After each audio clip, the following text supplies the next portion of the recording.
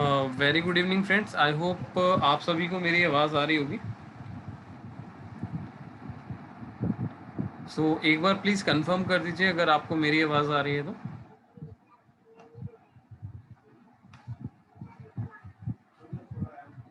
Okay, great great great, very nice.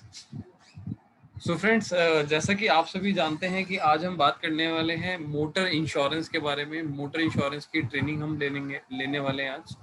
तो आप जल्दी से रेडी हो जाइए और अपने पास पेन और पेपर लेकर बैठिएगा, सो दैट आपको कोई भी क्वेरी होती है, कोई भी क्वेश्चन होता है तो आप उसको नोट कर सकें और सेशन के बाद में हम अपने क्वेश्चन को रिजॉल्व कर सकें। So I will start the session in next half minute, मतलब कि 30 सेकेंड्स। सो आप जल्दी से रेडी हो जाइए। 30 सेकेंड्स के बाद हम सेशन को शुरू करते हैं।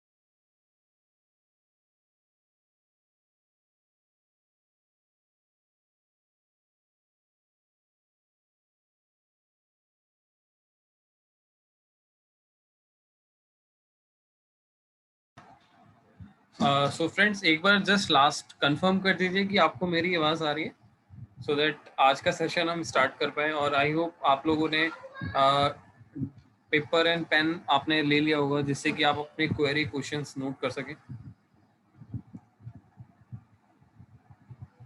Very nice, very nice. So friends, basically क्या है, आज हम जानेंगे मोटर इंश्योरेंस के बारे में। मोटर इंश्योरेंस में आप नॉर्मली मैं आपको बताऊंगा कि किस किस तरीके की इंश्योरेंस पॉलिसीज हम यहाँ पर कर सकते हैं। और हमने कल और परसों के सेशन में सीखा था कि किस तरीके से हम हेल्थ इंश्योरेंस के बेनिफिट्स कस्टमर को समझा सकते हैं और उसको पॉलिसी को कैसे लॉग इन कर सकते हैं, राइट। तो फ्रेंड्स, आप सभी से रिक्वेस्ट है, अब मैं सेशन को स्टार्ट करने जा रहा हूँ, तो अपना हैंड रेस और अपना चैट बॉक्स को आप यहाँ पर डिसेबल कर दीजिएगा, मतलब यहाँ पर मैसेज ना कीजिएगा, सो दैट मैं मैसेज को आपके देख नहीं पाऊंगा, राइट।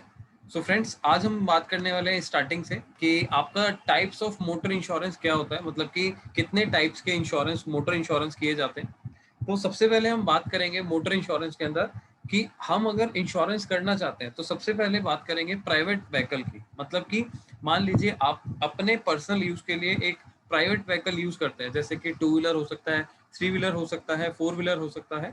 सो अगर हम ये प्राइवेट यूज के लिए, अपने खुद पर्पस के लिए यूज करते हैं, सो ये हमारा प्राइवेट व्हीकल के अंदर आता है। सो इसके अंदर आप देखेंगे कि हम इन सब चीज़ों का पॉलिसीज कर सकते हैं, चाहे वो 2 व्हीलर है, चाहे वो बाइक है, स्कूटर है, स्कूटी है, ठीक है, चाहे वो 3 व्हीलर है, चाहे वो 4 व्हीलर है। सो हम तीनों ही केस में हम प्राइवेट इंश्योरेंस में, सॉरी, प्राइवेट व्हीकल का इंश्योरेंस हम यहाँ से कर सकते हैं, राइट। अब दूसरी हम बात करेंगे यहाँ पर कमर्शियल व्हीकल की। अब दूसरा टाइप होता है कमर्शियल व्हीकल, ठीक है। पहला हो गया प्राइवेट व्हीकल, दूसरा हो गया कमर्शियल व्हीकल। तो कमर्शियल व्हीकल के अंदर सबसे पहले यहाँ पर आता है पैसेंजर कैरिंग व्हीकल, इसको हम बोलते हैं पीसीवी, पैसेंजर कैरिंग व्हीकल। मतलब कि आप अगर इसका फर्स्ट वर्ड देखें, पी सी वी, इसको हम बोलते हैं पैसेंजर कैरिंग व्हीकल। अब इसमें हो सकता है 3 व्हीलर हो, 4 व्हीलर हो, बस हो, या कोई और अदर व्हीकल हो। जैसे कि आप अगर बात करें, ये ऐसे व्हीकल होते हैं जिसके अंदर हम किसी पैसेंजर को, किसी व्यक्ति को एक जगह से दूसरी जगह पर ले जाने का काम करते हैं, वो होता है हमारा पैसेंजर कैरिंग व्हीकल, ठीक है। तो यहाँ पर हम लोगों को ट्रैवल के लिए अगर वो व्हीकल यूज होता है तो वो पैसेंजर कैरिंग व्हीकल के अंदर आता है, ठीक है। इसी तरीके से यहाँ पर जो अगला ऑप्शन है, यहाँ पर आप देख सकते हैं, इसको हम बोलते हैं गुड्स कैरिंग व्हीकल।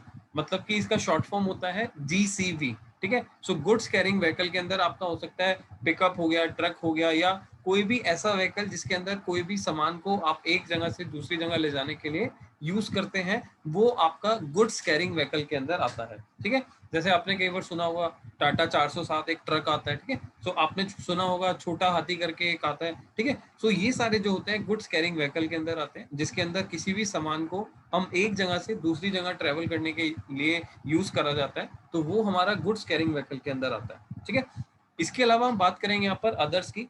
तो अदर्स के अंदर हो गया जैसे कि ट्रैक्टर, एम्बुलेंस, कंस्ट्रक्शन इक्विपमेंट, जैसे कि जेसीबी मशीन्स होती हैं, ये सब चीजें होती हैं। सो वो सारी चीजें हमारे अदर वेरिएंट के अंदर आता है, तो अदर के अंदर हम सारा कुछ देख सकते हैं। तो ये हो गया हमारा कमर्शियल व्हीकल का ऑप्शन। तो मैंने आपको दो तरीके की टाइप के इंश्योरेंस बताई, मतलब दो तरीके के मोटर इंश्योरेंस का वेरिएंट होता है। सबसे पहला होता है प्राइवेट व्हीकल, ठीक है, दूसरा होता है हमारा कमर्शियल व्हीकल, राइट। सो इसके अलावा हम बात करेंगे फ्रेंड्स, जब भी हम किसी पर्सन से बात करते हैं कि आप अगर अपना गाड़ी का इंश्योरेंस कराना चाहते हो, स्कूटी का इंश्योरेंस कराना चाहते हो, तो उस टाइम पे आप ये देखोगे लोग हमें बोलते हैं कि हाँ मुझे इंश्योरेंस कराना है, मुझे कोटेशन चाहिए, ठीक है। सो कोटेशन का मतलब क्या है कि वो पर्सन है, वो आपसे एक कोटेशन लेना चाहता है, आपसे एक मतलब प्रीमियम पता करना चाहता है कि कौन सी कंपनी की अगर हम पॉलिसी करेंगे तो हमारा कितना प्रीमियम यहाँ पर आने वाला है, राइट। सो इस केस में हमें क्या क्या कस्टमर से रिक्वायरमेंट होती है वो मैं आपको बता देता हूँ। सो आप इसको नोट कर सकते हैं। जब भी कोई पर्सन आपसे बोले कि भाई मेरे को अपनी गाड़ी का, टू व्हीलर का, फोर व्हीलर का या कुछ भी चीजों का इंश्योरेंस कराना है व्हीकल इंश्योरेंस में, तो आपको ये तीन चीजों की रिक्वायरमेंट रहती है, तीन डिटेल्स चाहिए होती हैं। तो सबसे पहला होता है आरसी की कॉपी, ठीक है। आरसी को हम बोलते हैं रजिस्ट्रेशन सर्टिफिकेट, या कुछ कुछ स्टेट्स के अंदर यहाँ पर सर्टिफिकेट ऑफ रजिस्ट्रेशन बोला जाता है, ठीक है। सो हम इसमें आरसी की कॉपी कस्टमर से लेते हैं। इसमें हम लेते हैं प्रीवियस पॉलिसी कॉपी, मतलब कि अगर उनकी गाड़ी की पॉलिसी ऑलरेडी चल रही है और वो अभी एक्सपायर नहीं हुई है या फिर एक्सपायर हो चुकी है, सो दोनों ही केस में हमें प्रीवियस पॉलिसी कॉपी चाहिए होती है।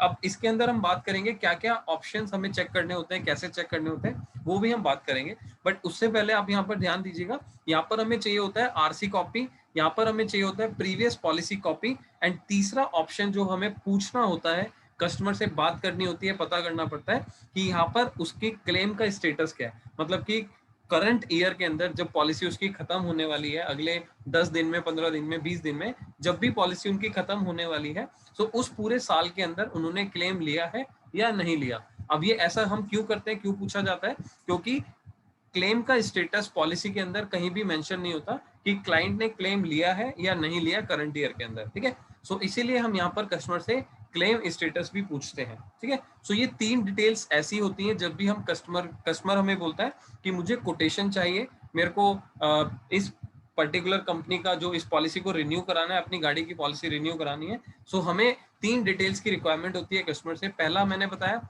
आरसी की कॉपी, दूसरा मैंने बताया प्रीवियस पॉलिसी कॉपी, एंड तीसरा मैंने आपको बताया क्लेम का स्टेटस कि करंट ईयर में उन्होंने क्लेम लिया है या नहीं लिया, राइट। अब इसके आगे हम बात करेंगे, अगर हमने आरसी की कॉपी रिसीव कर ली है, कस्टमर से आरसी कॉपी ले ली है, तो कौन कौन सी डिटेल्स ऐसी होती है जो हमें चेक करनी रहती है, ठीक है। हमें चेक करना पड़ता है और हमारे को पोर्टल के ऊपर मेंशन करना पड़ता है, जिससे कि हम कस्टमर को कोटेशन बता सकें, राइट। सो सबसे पहले हम यहाँ पर बात करेंगे, जब भी हमारे पास आरसी आ जाती है कस्टमर से, सो हमें सबसे पहले यहाँ पर रजिस्ट्रेशन नंबर, मतलब कि कार नंबर की जरूरत होती है। कार नंबर हमें पोर्टल के ऊपर डालना पड़ता है, मेंशन करना पड़ता है। दूसरी चीज हमें यहाँ पर जरूरत होती है रजिस्ट्रेशन ईयर की, मतलब कि कौन से ईयर के अंदर, किस साल के अंदर उन्होंने अपनी गाड़ी को परचेज किया था। जैसे कि यहाँ पर एग्जांपल के लिए मैंने 2018 मेंशन किया हुआ है, ठीक है। इसके बाद हम बात करेंगे उनकी गाड़ी कौन सी कंपनी से बनाई गई है, मतलब कि मेक क्या है। जैसे कि आपने देखा होगा मारुति की, होंडा की, हुंडई की, जैगुआर की, ठीक है, टाटा की, तो जो भी कंपनी की उनकी गाड़ी है, तो वो हमारे को यहाँ पर पोर्टल के ऊपर मेंशन करना होता है, ठीक है। इसके बाद बात करेंगे यहाँ पर मॉडल की। अब ये सारी चीजें आपको कहाँ मिलेगी, आरसी के ऊपर, तो इसीलिए हमने कस्टमर की आरसी की डिटेल ले ली और आरसी की फोटोकॉपी, आरसी का फोटो हमने अपने पास व्हाट्सएप पे मेल के थ्रू जैसे भी हम मंगाना चाहते हैं हमने मंगा लिया, और उसके बाद हम उसकी आरसी के अकॉर्डिंगली सारी डिटेल्स चेक कर लेंगे, ठीक है।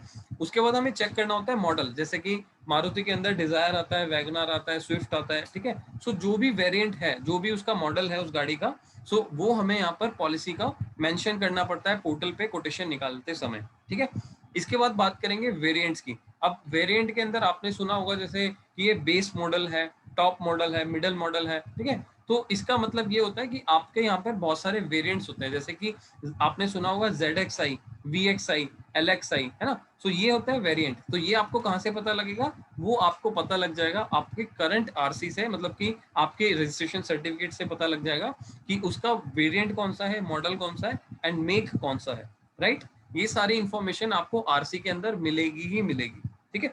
इसके बाद हमें चेक करना होता है कि फ्यूल का टाइप क्या है, मतलब कि अगर मैं गाड़ी की पॉलिसी करना चाहता हूँ तो वो गाड़ी पेट्रोल की है, डीजल की है, या कंपनी फिटेड सीएनजी उसमें लगी है, या फिर एक्सटर्नल सीएनजी लगी है, ठीक है। मतलब कि उसमें हो सकता है पेट्रोल की गाड़ी परचेज करी और बाहर से सीएनजी के उसके अंदर फिट कराए हो, तो उसमें हमें पोर्टल के ऊपर चेक करना होता है कि वहां पर कंपनी फिटेड है या फिर एक्सटर्नल फिटेड उस पर्सन ने अपनी गाड़ी के अंदर फिटिंग कराया हुआ है, ठीक है। इसके बाद हमें चेक करना होता है रीजनल ट्रांसपोर्ट ऑफिस, मतलब कि आरटीओ चेक करना होता है कि जो गाड़ी हम यहाँ पर ले रहे हैं, जैसे कि आप देखोगे गाड़ी का जो नंबर होता है वो यहाँ पर स्टार्ट होता है जैसे कि DL01, ठीक है। तो DL01 क्या है, यहाँ पर रजिस्ट्रेशन सर्टिफिकेट के अंदर आरटीओ का डिफाइन करता है, मतलब कि DL का मतलब है ये दिल्ली से ली गई है गाड़ी, ठीक है। अगर हम यूपी की बात करें तो उत्तर प्रदेश है, ठीक है। अगर हम यहाँ पर HR की बात करें तो हरियाणा है, ठीक है। अगर यहाँ पर हम गोवा की बात करें तो GA होगा, ठीक है। सो इस तरीके से यहाँ पर हमारे जो दो लेटर होते हैं, जो दो अल्फाबेट्स होते हैं, वो हमें मेंशन करते हैं कि आरटीओ हमारा कहाँ का है, ठीक है। वो दिल्ली का है, बॉम्बे का है, महाराष्ट्र का है, जो जहाँ भी स्टेट का है, जिस भी स्टेट का है, वो यहाँ पर उस स्टेट को यहाँ पर डिटरमाइन करता है, मेंशन करता है, राइट।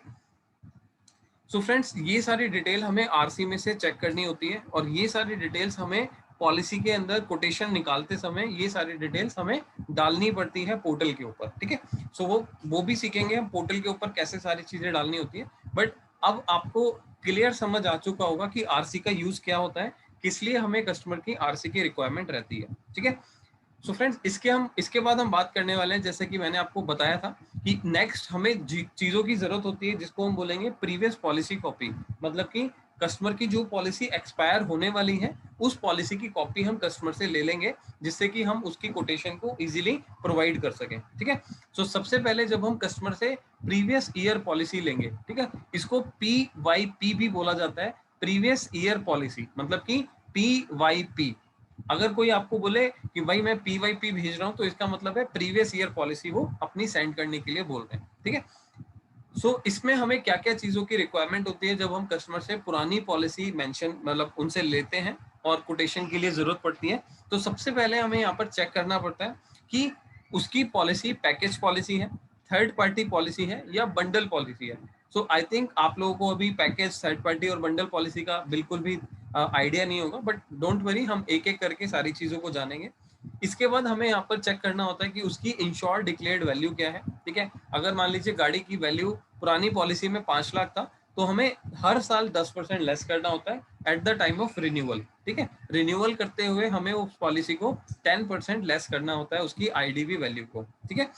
इसके बाद हम बात करेंगे क्लेम स्टेटस की, मतलब कि अगर कस्टमर ने क्लेम लिया है तो हमें यहाँ पर उसकी एनसीबी को 0 कर देना है। तो वो भी हम बात करेंगे किस तरीके से एनसीबी कैलकुलेशन होती है।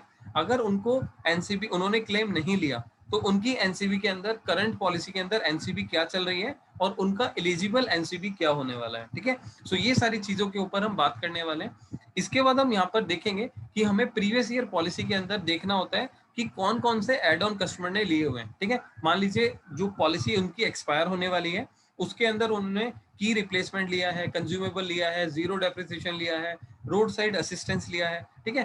हो सकता है उन्होंने कुछ कवरेजेस ले रखे हो और वो कवरेजेस हमें चेक करने होते हैं प्रीवियस ईयर पॉलिसी में, और वही सारे कवरेजेस हमें कहीं ना कहीं भी कस्टमर को सजेस्ट करना होता है, ठीक है। इसके बाद हम बात करेंगे पॉलिसी एक्सपायरी डेट की, मतलब कि यहाँ पर हम चेक करेंगे कि पॉलिसी उनकी कौन सी डेट पे एक्सपायर कर रही है, कौन सी डेट ऐसी, मतलब पॉलिसी उनकी डेट कौन सी डेट पे एक्सपायर कर रही है या किस डेट पे एक्सपायर हो चुकी है। दो ही केस होंगे, या तो पॉलिसी एक्सपायर हो चुकी है या होने वाली है, ठीक है। इसके अलावा तीसरा केस कोई भी नहीं होता। फ्रेंड्स, आप लोगों के जो हैंड रेज हो रहे हैं, तो अभी आप लोगों को मैं रिक्वेस्ट करूंगा कि आप लोगों के अगर कोई क्वेश्चन है, कोई क्वेरी है, तो आप अपने क्वेश्चन और क्वेरी को एंड ऑफ द सेशन में ले लीजिएगा, जिससे कि आपको मैं यहाँ पर कंप्लीट इंफॉर्मेशन दे पाऊँ, ठीक है, क्योंकि वेबिनार के अंदर मैं बीच में बाकी लोगों को इंटरप्ट नहीं कर सकता, ठीक है। एक बार हम अपना वेबिनार कंप्लीट कर लें और उसके बाद आपके अगर कोई क्वेश्चन होते हैं तो एक एक करके हम आपके क्वेश्चन को सॉर्ट आउट करने वाले हैं, ठीक है। सो आप सभी से रिक्वेस्ट है, आपके पास कोई भी क्वेश्चन या क्वेरी होती है तो एक बार वेबिनार कंप्लीट लीजिए, आपके मैक्सिमम क्वेश्चन तो यहाँ पर कंप्लीट हो जाएंगे, बट फिर भी अगर आपके डाउट रह जाता है तो एक एक करके हम आपके डाउट को यहाँ पर सॉल्व करने वाले हैं, ठीक है। सो फ्रेंड्स, यहाँ पर जैसे कि हम बात कर रहे थे प्रीवियस ईयर पॉलिसी के अंदर हमें कौन कौन सी चीजों की, कौन कौन सी डिटेल्स की रिक्वायरमेंट होती है। तो सबसे पहले हम यहाँ पर चेक करते हैं कि पॉलिसी पैकेज पॉलिसी है या फिर वो पॉलिसी थर्ड पार्टी या बंडल पॉलिसी है, ठीक है। इसके बाद हमें यहाँ पर चेक करना होता है कि आईडीवी क्या है, आईडीवी कितनी देनी है उस गाड़ी के अंदर, कितनी इंश्योर्ड डिक्लेयर्ड वैल्यू यहाँ पर हमें देनी है, उसकी कैलकुलेशन हम सीखने वाले हैं आज। इसके बाद हम चेक करेंगे कि क्लेम यहाँ पर लिया है नहीं लिया, अगर क्लेम नहीं लिया तो हम क्या करेंगे, या फिर अगर क्लेम लिया है तो हमें क्या करना होता है, ठीक है। इसके बाद हमें चेक करना होता है एड ऑन कवर्स की, कि ये कौन कौन से एड ऑन कवर हमने पुरानी पॉलिसी के अंदर लिया हुआ था और अभी हम कौन कौन से एड ऑन कवर कस्टमर को देने वाले हैं, ठीक है। इसके बाद फाइनली हम जब जो पहला स्टेप होता है वो चेक करते हैं कि पॉलिसी की एक्सपायरी डेट क्या है, या पॉलिसी ऑलरेडी एक्सपायर हो चुकी है या वो 1-2 दिन में या फिर 15-20 दिन में होने वाली है, ठीक है। सो ये सारी चीजें हमें यहाँ पर चेक करनी पड़ती है at the time of policy का कोटेशन जब हम निकालते हैं, राइट। सो फ्रेंड्स, आगे चलते हैं।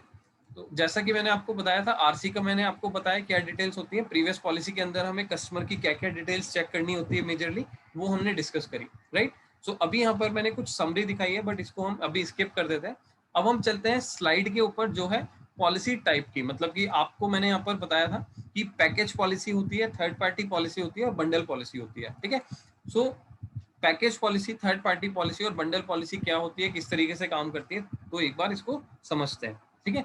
सो फ्रेंड्स, अगर हम पैकेज पॉलिसी को हम बोले या फर्स्ट पार्टी बोले या कॉम्प्रिहेंसिव बोले तो तीनों का नाम एक ही होता है। तो पैकेज पॉलिसी का मतलब क्या होता है कि उसके अंदर 1 साल का ऑन डैमेज, मतलब कि आप यहाँ पर देख सकते हैं कि ओडी का मतलब है ऑन डैमेज एंड टीपी का मतलब है थर्ड पार्टी, ठीक है। सो ऑन डैमेज का मतलब क्या होता है, पहले इसको समझ लेते हैं कि ऑन डैमेज क्या है। ऑन डैमेज का मतलब है, मान लीजिए मैं रोड के ऊपर गाड़ी चला रहा हूँ, कहीं पर उनका एक्सीडेंट हो जाता है गाड़ी का, सो उस केस में मेरे को अपनी गाड़ी का क्लेम ले सकता हूँ मैं, और उसको हम बोलते हैं ऑन डैमेज। मेरी खुद की गाड़ी का लॉस अगर होता है तो मैं कंपनी से जाकर क्लेम ले सकता हूँ, इसको हम ऑन डैमेज बोलते हैं, ठीक है। सो आपने सुना होगा काफी टाइम कि हम अपनी जो भी पॉलिसी करते हैं तो उस पर हमें ऑन डैमेज के ऊपर कमीशन मिलता है, मोटर इंश्योरेंस के केस पे तो हमें ओडी के ऊपर कमीशन मिलेगा, ऑन डैमेज के ऊपर कमीशन मिलेगा। सो इसका बड़ा ध्यान रखना है, वो हम कैलकुलेशन के टाइम पे सीखेंगे कि कौन सा ऑन डैमेज होता है, कौन सा थर्ड पार्टी होता है, ठीक है। नेक्स्ट हम यहाँ पर बात करेंगे टीपी की, थर्ड पार्टी की। सो फ्रेंड्स, यहाँ पर जो थर्ड पार्टी होता है इसको समझते हैं। मान लीजिए मैं रोड के ऊपर गाड़ी चला रहा हूँ और रोड पर गाड़ी चलाते हुए मेरी गाड़ी से किसी थर्ड पर्सन की गाड़ी का उनसे उनसे टक्कर लग जाती है, या किसी पर्सन के उसको टक्कर लग जाके उनको नुकसान हो जाता है, किसी की डेथ हो जाती है मेरी गाड़ी से। सो उसका जो लॉस होता है, उसका जो नुकसान होता है, वो मेरे को कंपनी के द्वारा, मतलब कि जो थर्ड पार्टी का क्लेम है वो वहां से मिल जाता है, ठीक है। सो ऑन डैमेज के अंदर क्या होता है कि मेरी गाड़ी का जो भी लॉस है, अगर किसी कहीं पर टक्कर लग जाती है, एक्सीडेंट हो जाता है, तो मेरी गाड़ी का लॉस है वो मेरे को ऑन डैमेज के थ्रू मिलता है। अगर मेरी गाड़ी से किसी थर्ड पर्सन को लग जाता है तो वो थर्ड पार्टी के अंदर मेरे को क्लेम मिल जाता है, ठीक है। सो अगर हम दोनों चीजों को कंबाइन कर दें, मेरी गाड़ी का लॉस और मेरी गाड़ी से किसी दूसरे का लॉस, ठीक है। सो अगर हम दोनों चीजों को कंबाइन कर दें, सो इसको हम बोलते हैं पैकेज पॉलिसी या फर्स्ट पार्टी पॉलिसी या फिर कॉम्प्रिहेंसिव पॉलिसी, ठीक है। सो अगर कोई भी कस्टमर या कोई भी पर्सन आपको बोलता है कि मेरे को फर्स्ट पार्टी पॉलिसी करानी है, सो इसका मतलब ये हो गया कि आपको 1 साल का ऑन डैमेज और 1 साल का थर्ड पार्टी पॉलिसी उनको सजेस्ट करना है, कॉम्प्रिहेंसिव पॉलिसी उनको सजेस्ट करना है, ठीक है। सो इन तीनों को एक ही तरीके से ट्रीट किया जाता है, नाम अलग अलग है बस, ठीक है। इसके बाद हम बात करेंगे थर्ड पार्टी पॉलिसी की। अब मान लीजिए कोई पर्सन है, वो कहता है कि भाई मेरे को अपनी गाड़ी का लॉस नहीं चाहिए, मेरे को तो सिर्फ क्या चाहिए कि अगर मैं रोड पे गाड़ी चला रहा हूँ तो मेरे को पुलिस वाले ना पकड़े, क्योंकि गवर्नमेंट ने मैंडेटरी किया हुआ है कि आपको थर्ड पार्टी पॉलिसी होना जरूरी है, ठीक है।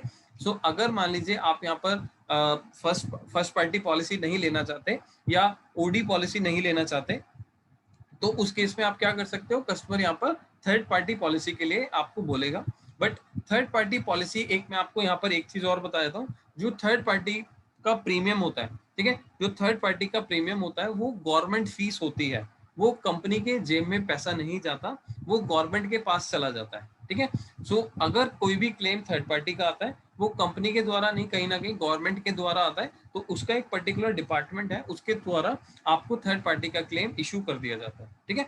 सो अगर हम यहाँ पर थर्ड पार्टी की बात कर रहे हैं, कोई पर्सन है जो ओनली थर्ड पार्टी पॉलिसी लेना चाहता है, सो बहुत सारी कंपनी ऐसी है जो थर्ड पार्टी के ऊपर कमीशन नहीं देती।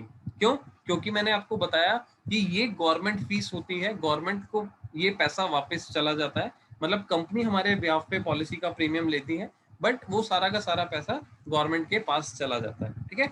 सो इसमें आप देखोगे कि कुछ कंपनियां ऐसी हैं जो आपको कमीशन दे रही हैं, लेकिन ज्यादातर कंपनियां इसमें थर्ड पार्टी में आपको कमीशन नहीं देती, ठीक है। अगर आप देखना चाहते हो तो इसके लिए आप जब भी पॉलिसी करें तो थर्ड पार्टी पॉलिसी करने के समय आप हमेशा देखिए कि कौन सी कंपनी ऐसी है जो आपको कमीशन दे रही है, ठीक है। अगर आप वही कंपनी के अंदर पॉलिसी करोगे तभी आपको थर्ड पार्टी के ऊपर कमीशन मिलने वाला है, अदरवाइज हो सकता है कमीशन ना मिले, ठीक है। सो इसका बड़ा ध्यान रखिएगा। इसके बाद हम बात करेंगे बंडल पॉलिसी की। अब बंडल पॉलिसी क्या है इसको समझ लेते हैं। बंडल पॉलिसी के अंदर जब भी हम मान लीजिए गाड़ी की इंश्योरेंस लेने जाते हैं या फिर न्यू गाड़ी परचेज करने जाते हैं आज की डेट में शोरूम से, सो मेरे को शोरूम वाला क्या बोलता है, शोरूम वाले पर्सन क्या बोलते हैं कि भाई 1 साल का ऑन डैमेज आपको लेना पड़ेगा और 3 साल का थर्ड पार्टी लेना पड़ेगा। मतलब कि गवर्नमेंट ने अब इस चीज को क्या बोल दी, क्या रेगुलेशन लेकर आए हैं, क्या नया रूल आया है यहाँ पर कि आप 3 साल का थर्ड पार्टी आपको एडवांस पे करना पड़ेगा। आप अपनी गाड़ी का जो लॉस है, जो ऑन डैमेज का प्रीमियम है, हो सकता है आप अपना 1 साल का ले लीजिए, बट आपको थर्ड पार्टी 3 साल का देना पड़ेगा। जो गवर्नमेंट की फीस है, 3 साल की गवर्नमेंट फीस आपको at the time of purchase देनी पड़ेगी, ठीक है। एग्जांपल मान लीजिए आप किसी शोरूम में जाते हो गाड़ी परचेज करने के लिए, ठीक है, तो आप कहिए कि मेरे को इंश्योरेंस कराना है, तो इंश्योरेंस के टाइम पे आपको पता लगेगा कि आपको 1+3 की पॉलिसी मिलेगी, मतलब कि 1 ओडी का प्रीमियम और 3 साल का थर्ड पार्टी का प्रीमियम, इसको बोलते हैं 1+3 पॉलिसी, ठीक है। सो 1 साल का ओडी प्रीमियम और 3 साल का थर्ड पार्टी प्रीमियम। बट यहाँ पर आपको एक दूसरा ऑप्शन भी मिल जाता है कि अगर आप चाहते हो कि मैं अपनी ऑन डैमेज का प्रीमियम भी 3 साल का ले लूं, तो उस केस में आप यहाँ पर 3+3 की पॉलिसी ले सकते हो। 3 साल का ऑन डैमेज और 3 साल का थर्ड पार्टी भी यहाँ पर आप ले सकते हो, यहाँ पर ऑप्शन होता है, ठीक है। सो उसमें ऑब्वियस है प्रीमियम थोड़ा ज्यादा जाता है, तो इसीलिए कस्टमर ज्यादातर परचेज गाड़ी परचेज करते समय 1+3 की पॉलिसी लेते हैं, ठीक है। ये रूल 2018 के आसपास ही आया था, तो 2018 या 2019 के आसपास ही आया था। उससे पहले हमारे पास यहाँ पर ऑन डैमेज की सॉरी यहाँ पर हमारे पास कॉम्प्रिहेंसिव की ही पॉलिसी होती थी, बंडल पॉलिसी नहीं होती थी, ठीक है। सो गवर्नमेंट ने ये रूल निकाला था कि भाई हमारे को थर्ड पार्टी का 3 साल का प्रीमियम इकट्ठा पे करना पड़ेगा अगर हम 4 व्हीलर बाय कर रहे हैं, ठीक है। इसके अलावा हम बात करेंगे अगर कोई भी पर्सन 2 व्हीलर परचेज करने जाता है, आज की डेट में नई गाड़ी परचेज करने के लिए जाता है 2 व्हीलर की, सो यहाँ पर आपको 1 ईयर का ओडी और 5 साल का थर्ड पार्टी प्रीमियम पे करना पड़ेगा, ठीक है। अगर मान लीजिए आप यहाँ पर दूसरे तरीके से हम देखें तो 5 साल का ओडी या फिर 5 साल का थर्ड पार्टी भी ले सकते हैं, मतलब 5+5 की पॉलिसी ले सकते हैं, या फिर हम 1+5 की पॉलिसी ले सकते हैं। इसको हम बोलते हैं बंडल पॉलिसी, ठीक है।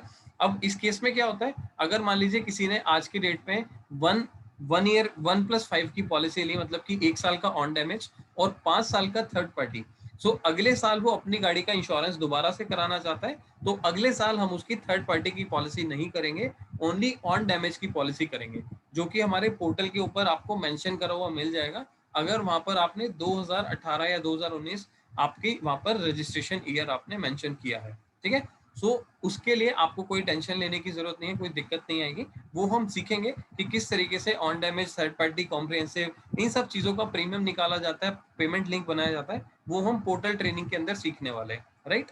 सो आई थिंक आपको एक क्लियर समझ आ चुका होगा कि पॉलिसी टाइप किस किस तरीके के होता है। पैकेज पॉलिसी क्या है, जिसमें हमारा 1 साल का ऑन डैमेज, 1 साल का थर्ड पार्टी रहता है। थर्ड पार्टी पॉलिसी के अंदर आपको 1 साल का थर्ड पार्टी मिलता है। इसके अंदर आपकी खुद की गाड़ी का नुकसान नहीं होता, मतलब उसका लॉस अगर हो जाए तो वो क्लेम नहीं मिलता, ठीक है। इसमें हम बात कर रहे हैं बंडल पॉलिसी की। अगर कोई भी शोरूम से नई गाड़ी परचेज करने जाता है तो उसको 1+3 की पॉलिसी लेनी होती है या फिर 1+5 की पॉलिसी लेनी होती है, ठीक है। सो ये सारी हमने चीजें समझ ली हैं, और इसके बाद हम बात करेंगे नेक्स्ट पॉइंट की।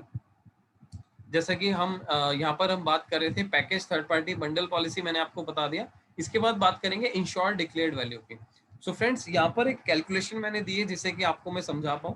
सो थर्ड पार्टी सॉरी यहाँ पर इंश्योर्ड डिक्लेयर्ड वैल्यू क्या होती है, जिसको हम बोलते हैं कि अगर मेरी गाड़ी के अंदर कोई भी लॉस हो जाता है, ठीक है, अगर मान लीजिए मेरी गाड़ी के अंदर एक्सीडेंट हो जाता है, आग लग जाती है, चोरी हो जाती है, सो कुछ भी हो जाता है अगर मेरी गाड़ी के अंदर, तो मेरे को उसका क्या बेनिफिट मिलेगा, मैक्सिमम कितनी वैल्यू मेरे को कंपनी से मिल सकती है। तो यहाँ पर इसको एक टेबल से समझते हैं।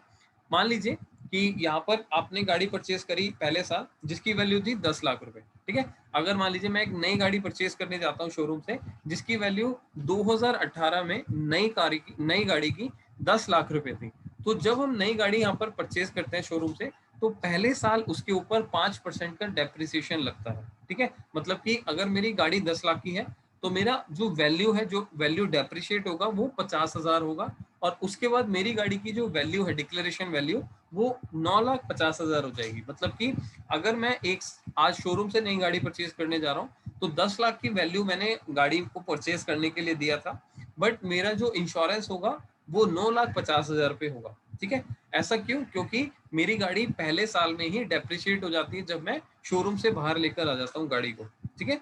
सो 5% का डेप्रिसिएशन मेरे को इमीडिएट बेसिस पर लग जाता है, ठीक है। अब मान लीजिए मैं यहाँ पर इंश्योर्ड डिक्लेयर्ड वैल्यू 9,50,000 है।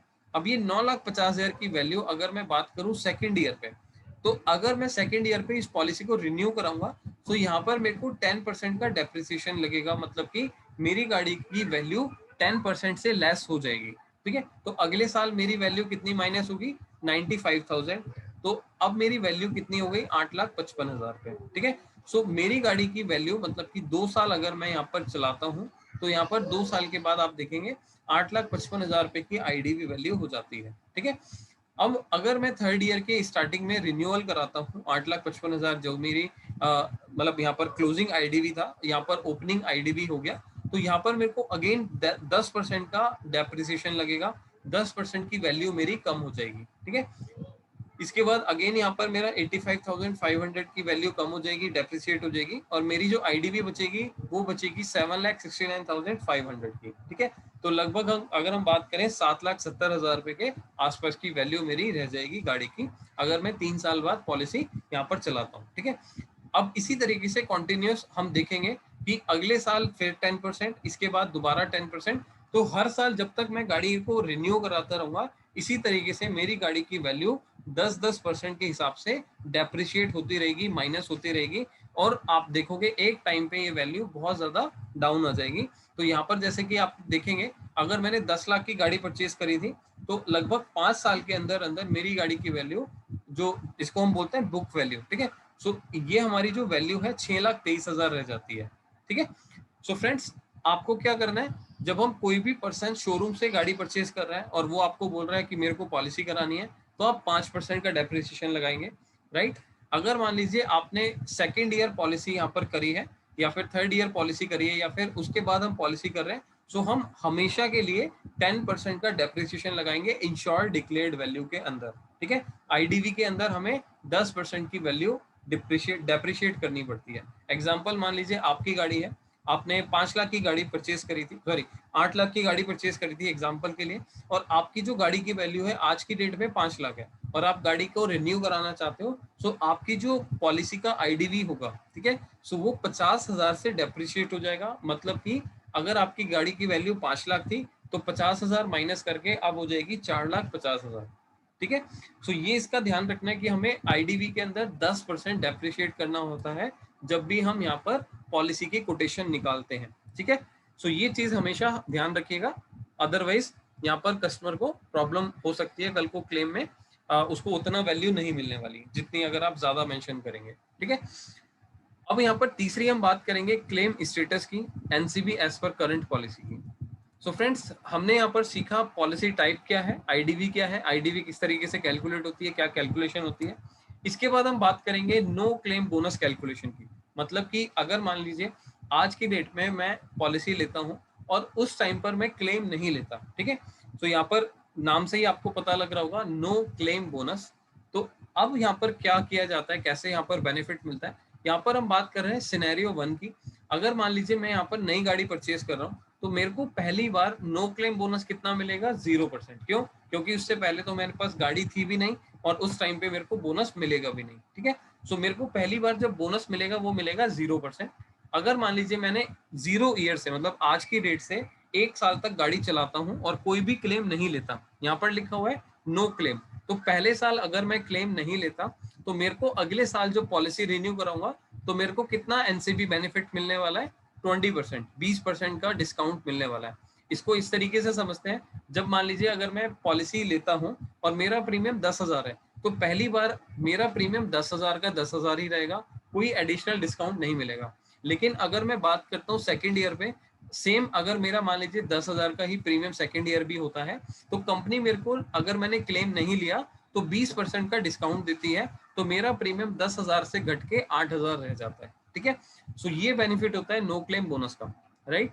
इसके बाद अगर मान लीजिए मैं फर्स्ट ईयर से लेके सेकंड ईयर तक गाड़ी चलाता हूँ फिर दोबारा क्लेम नहीं लेता, सो अगली बार मेरा नो क्लेम बोनस 25% हो जाता है। और सेकंड ईयर से लेकर थर्ड ईयर तक दोबारा से पॉलिसी के ऊपर क्लेम नहीं लेता तो उसके बाद मेरा जो एनसीबी है 35% होगा।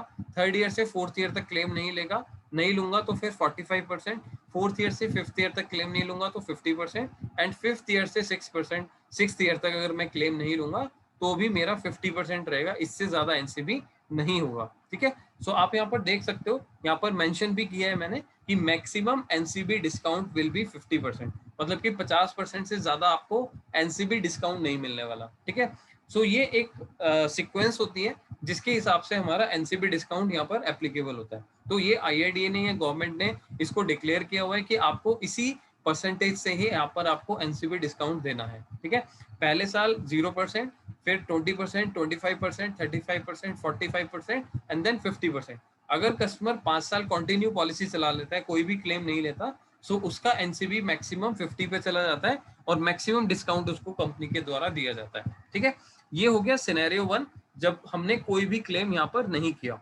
ठीक है, अब सिनेरियो 2 के अंदर हम यहाँ पर मान लीजिए कोई क्लेम ले लेते हैं तो क्या किया जाता है। सो अगर मान लेते हैं आज मैंने गाड़ी परचेज करी तो एनसीबी मेरा कितना हो गया, 0। और अगर मैं 0 ईयर से आज से लेकर 1 साल तक कोई भी क्लेम नहीं लेता तो अगली बार मेरा एनसीबी हो गया 20%। ठीक है, और अगर मैं फर्स्ट ईयर से लेकर सेकेंड ईयर तक कोई क्लेम नहीं लेता तो मेरा एनसीबी हो जाता है 25%। और सेकेंड ईयर से लेकर थर्ड ईयर तक दोबारा से क्लेम नहीं लेता तो फिर मेरा एनसीबी कितना होगा, 35%। मतलब कि यहाँ पर मेरा 35% हो गया। बट अब मेरे को थर्ड ईयर पे जब मैंने पॉलिसी रिन्यू कराया था 35% एनसीबी के साथ, तो मेरे को क्लेम लेने की जरूरत पड़ गई। मतलब कि मेरा कोई एक्सीडेंट हो गया या फिर मेरी गाड़ी के अंदर कोई मेजर प्रॉब्लम हो गई है, तो उस केस में मैं कंपनी के पास क्लेम के लिए जाऊंगा। और अब जब मैं कंपनी से क्लेम लूंगा तो अगली बार जब मैं कंपनी से पॉलिसी कराऊंगा तो अगली बार मेरे को यहाँ पर डिस्काउंट नहीं मिलेगा और मेरा एनसीबी हो जाएगा 0। ठीक है, अगर मैं एग्जांपल के लिए दोबारा बता रहा हूँ, अगर मैंने तीसरे साल में क्लेम ले लिया, ठीक है, सो यहाँ पर तीसरे साल पे क्लेम लेने के बाद मेरा एनसीबी हो जाता है 0। ठीक है, उसके बाद मेरा एनसीबी फोर्थ ईयर के बाद जब रिन्यू करूंगा फिर 20%, फिर 25%, फिर 35%, फिर 45% एंड देन 50%। मतलब कि आपका ये वाला जो सीक्वेंस है, ये वाला जो परसेंटेज है वो फॉलो करेंगे। जब भी आप क्लेम लोगे तो अगले साल आपका एनसीबी 0 होगा। अगर आप क्लेम नहीं लोगे तो आपका 0 से लेकर बढ़ते बढ़ते बढ़ते 50% तक चला जाएगा। ठीक है, मैं दोबारा इसको रिपीट कर रहा हूँ, ध्यान से समझिएगा। अगर जब भी आप क्लेम लेंगे पॉलिसी के अंदर तो आपकी पॉलिसी के अंदर आपको एनसीबी डिस्काउंट नहीं मिलेगा, आपका एनसीबी डिस्काउंट 0 हो जाएगा। ठीक है, अगर आप यहाँ पर एनसीबी डिस्काउंट, अगर आप कोई भी क्लेम नहीं लेंगे तो उस केस में आपका एनसीबी डिस्काउंट इस सीक्वेंस में चलेगा, जो कि 0%, 20%, 25, 35, 45 एंड देन 50%। मैक्सिमम 50% तक आपका एनसीबी जाने वाला है, राइट।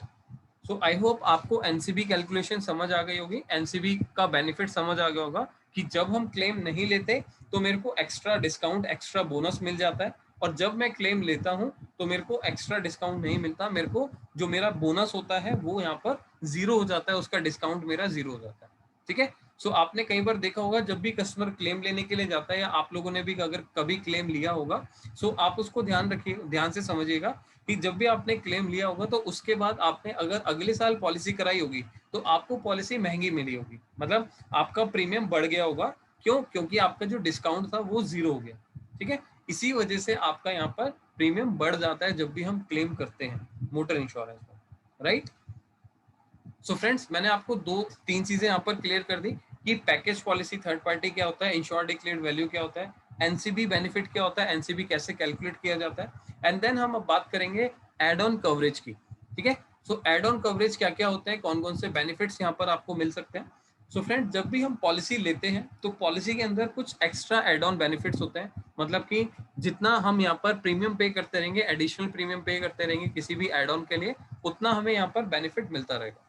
अब इसको समझते हैं कि किस तरीके से ये काम करता है।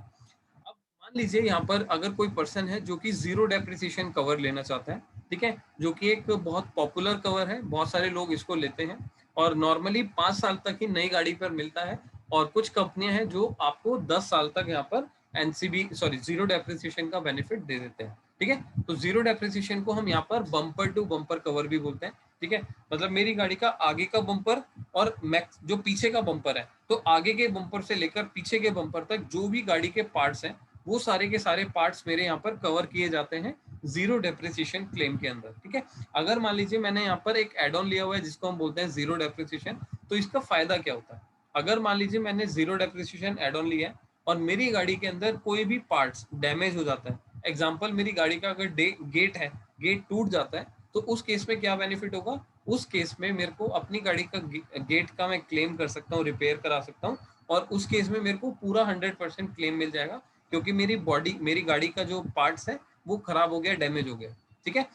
सो उस केस में आपको 100% क्लेम मिलेगा। बट अगर मान लीजिए कोई कस्टमर है जिसने जीरो डेप्रिसिएशन नहीं लिया, तो क्या होगा, तो उस केस में लगभग आपको 50% क्लेम मिल जाएगा और 50% आपको अपनी जेब से पे करना पड़ेगा। एग्जाम्पल अगर मान लीजिए, मैं सेम एग्जाम्पल पे बात करता हूँ, अगर आपका गेट था गाड़ी का और उसको ठीक कराने में आपका रिपेयर कॉस्ट मान लीजिए 20,000 आया, 20,000 आया, ठीक है, तो आपको 10,000 रुपये अपनी पॉकेट से पे करना पड़ेगा और 10,000 रुपये कंपनी आपको अपनी क्लेम से पेमेंट कर देगी, ठीक है। सो आपको दोनों साइड से लगभग 50-50% का क्लेम यहाँ से मिल जाता है, ठीक है। 50% क्लाइंट देता है, 50% कंपनी देती है शोरूम को, जिससे कि आपका पूरा पेमेंट वहां से क्लियर हो जाता है, ठीक है। सो इसको हम बोलते हैं जीरो डेप्रिसिएशन कवरेज। इसके बाद हम बात करेंगे यहाँ पर रोड साइड असिस्टेंस की, मतलब कि अगर मैं अपनी गाड़ी चलाता हूँ तो कभी आपने देखा होगा कि रोड पे अचानक से गाड़ी खराब हो जाती है, पंचर हो जाता है, ठीक है, कई बार हाईवे पे पेट्रोल तक भी खत्म हो जाता है। सो ऐसे सिचुएशन में हम क्या करें, किसकी हेल्प करें, तो यहाँ पर हमें कंपनी बेनिफिट देती है जिसको हम बोलते हैं रोड साइड असिस्टेंस, ठीक है। अगर मेरी रोड के ऊपर कोई भी गाड़ी की प्रॉब्लम हो जाती है, सो मैं कंपनी के कस्टमर केयर पे कॉल करके उसका बेनिफिट ले सकता हूँ। एग्जाम्पल मेरा पेट्रोल खत्म हो गया, तो मैं कंपनी को कॉल करके उनसे असिस्टेंस मांग सकता हूँ, उनसे हेल्प ले सकता हूँ, और वहां पर मेरे को आधे से पौने घंटे के अंदर मेरे को कोई ना कोई पर्सन वहां पर कोई एग्जीक्यूटिव आएगा कंपनी से, और वो मेरे को पेट्रोल या फिर जो भी मेरी प्रॉब्लम है उसको सॉर्ट आउट करा के चला जाएगा, ठीक है। सो ये हमें रोड साइड असिस्टेंस के अंदर ये बेनिफिट मिलता है। इसमें नॉर्मली क्या क्या आपको मिलता है, जैसे गाड़ी का पंचर हो गया, उसका आपको सर्विस चाहिए तो वो आप ले सकते हो, गाड़ी कहीं पर खराब हो जाती है उसको टो कराना है तो आप वो करा सकते हो, ठीक है।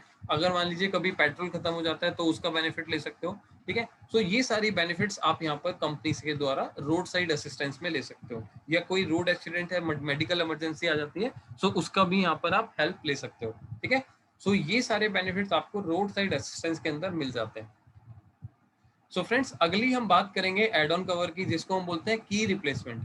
की रिप्लेसमेंट को आप नाम से ही समझ आ रहा होगा कि अगर मेरी गाड़ी की चाबी अगर मेरे को रिप्लेस करानी है, दोबारा से चेंज करानी है। अब ये चेंज कराने की जरूरत क्यों पड़ सकती है, मैं आपको बताया था।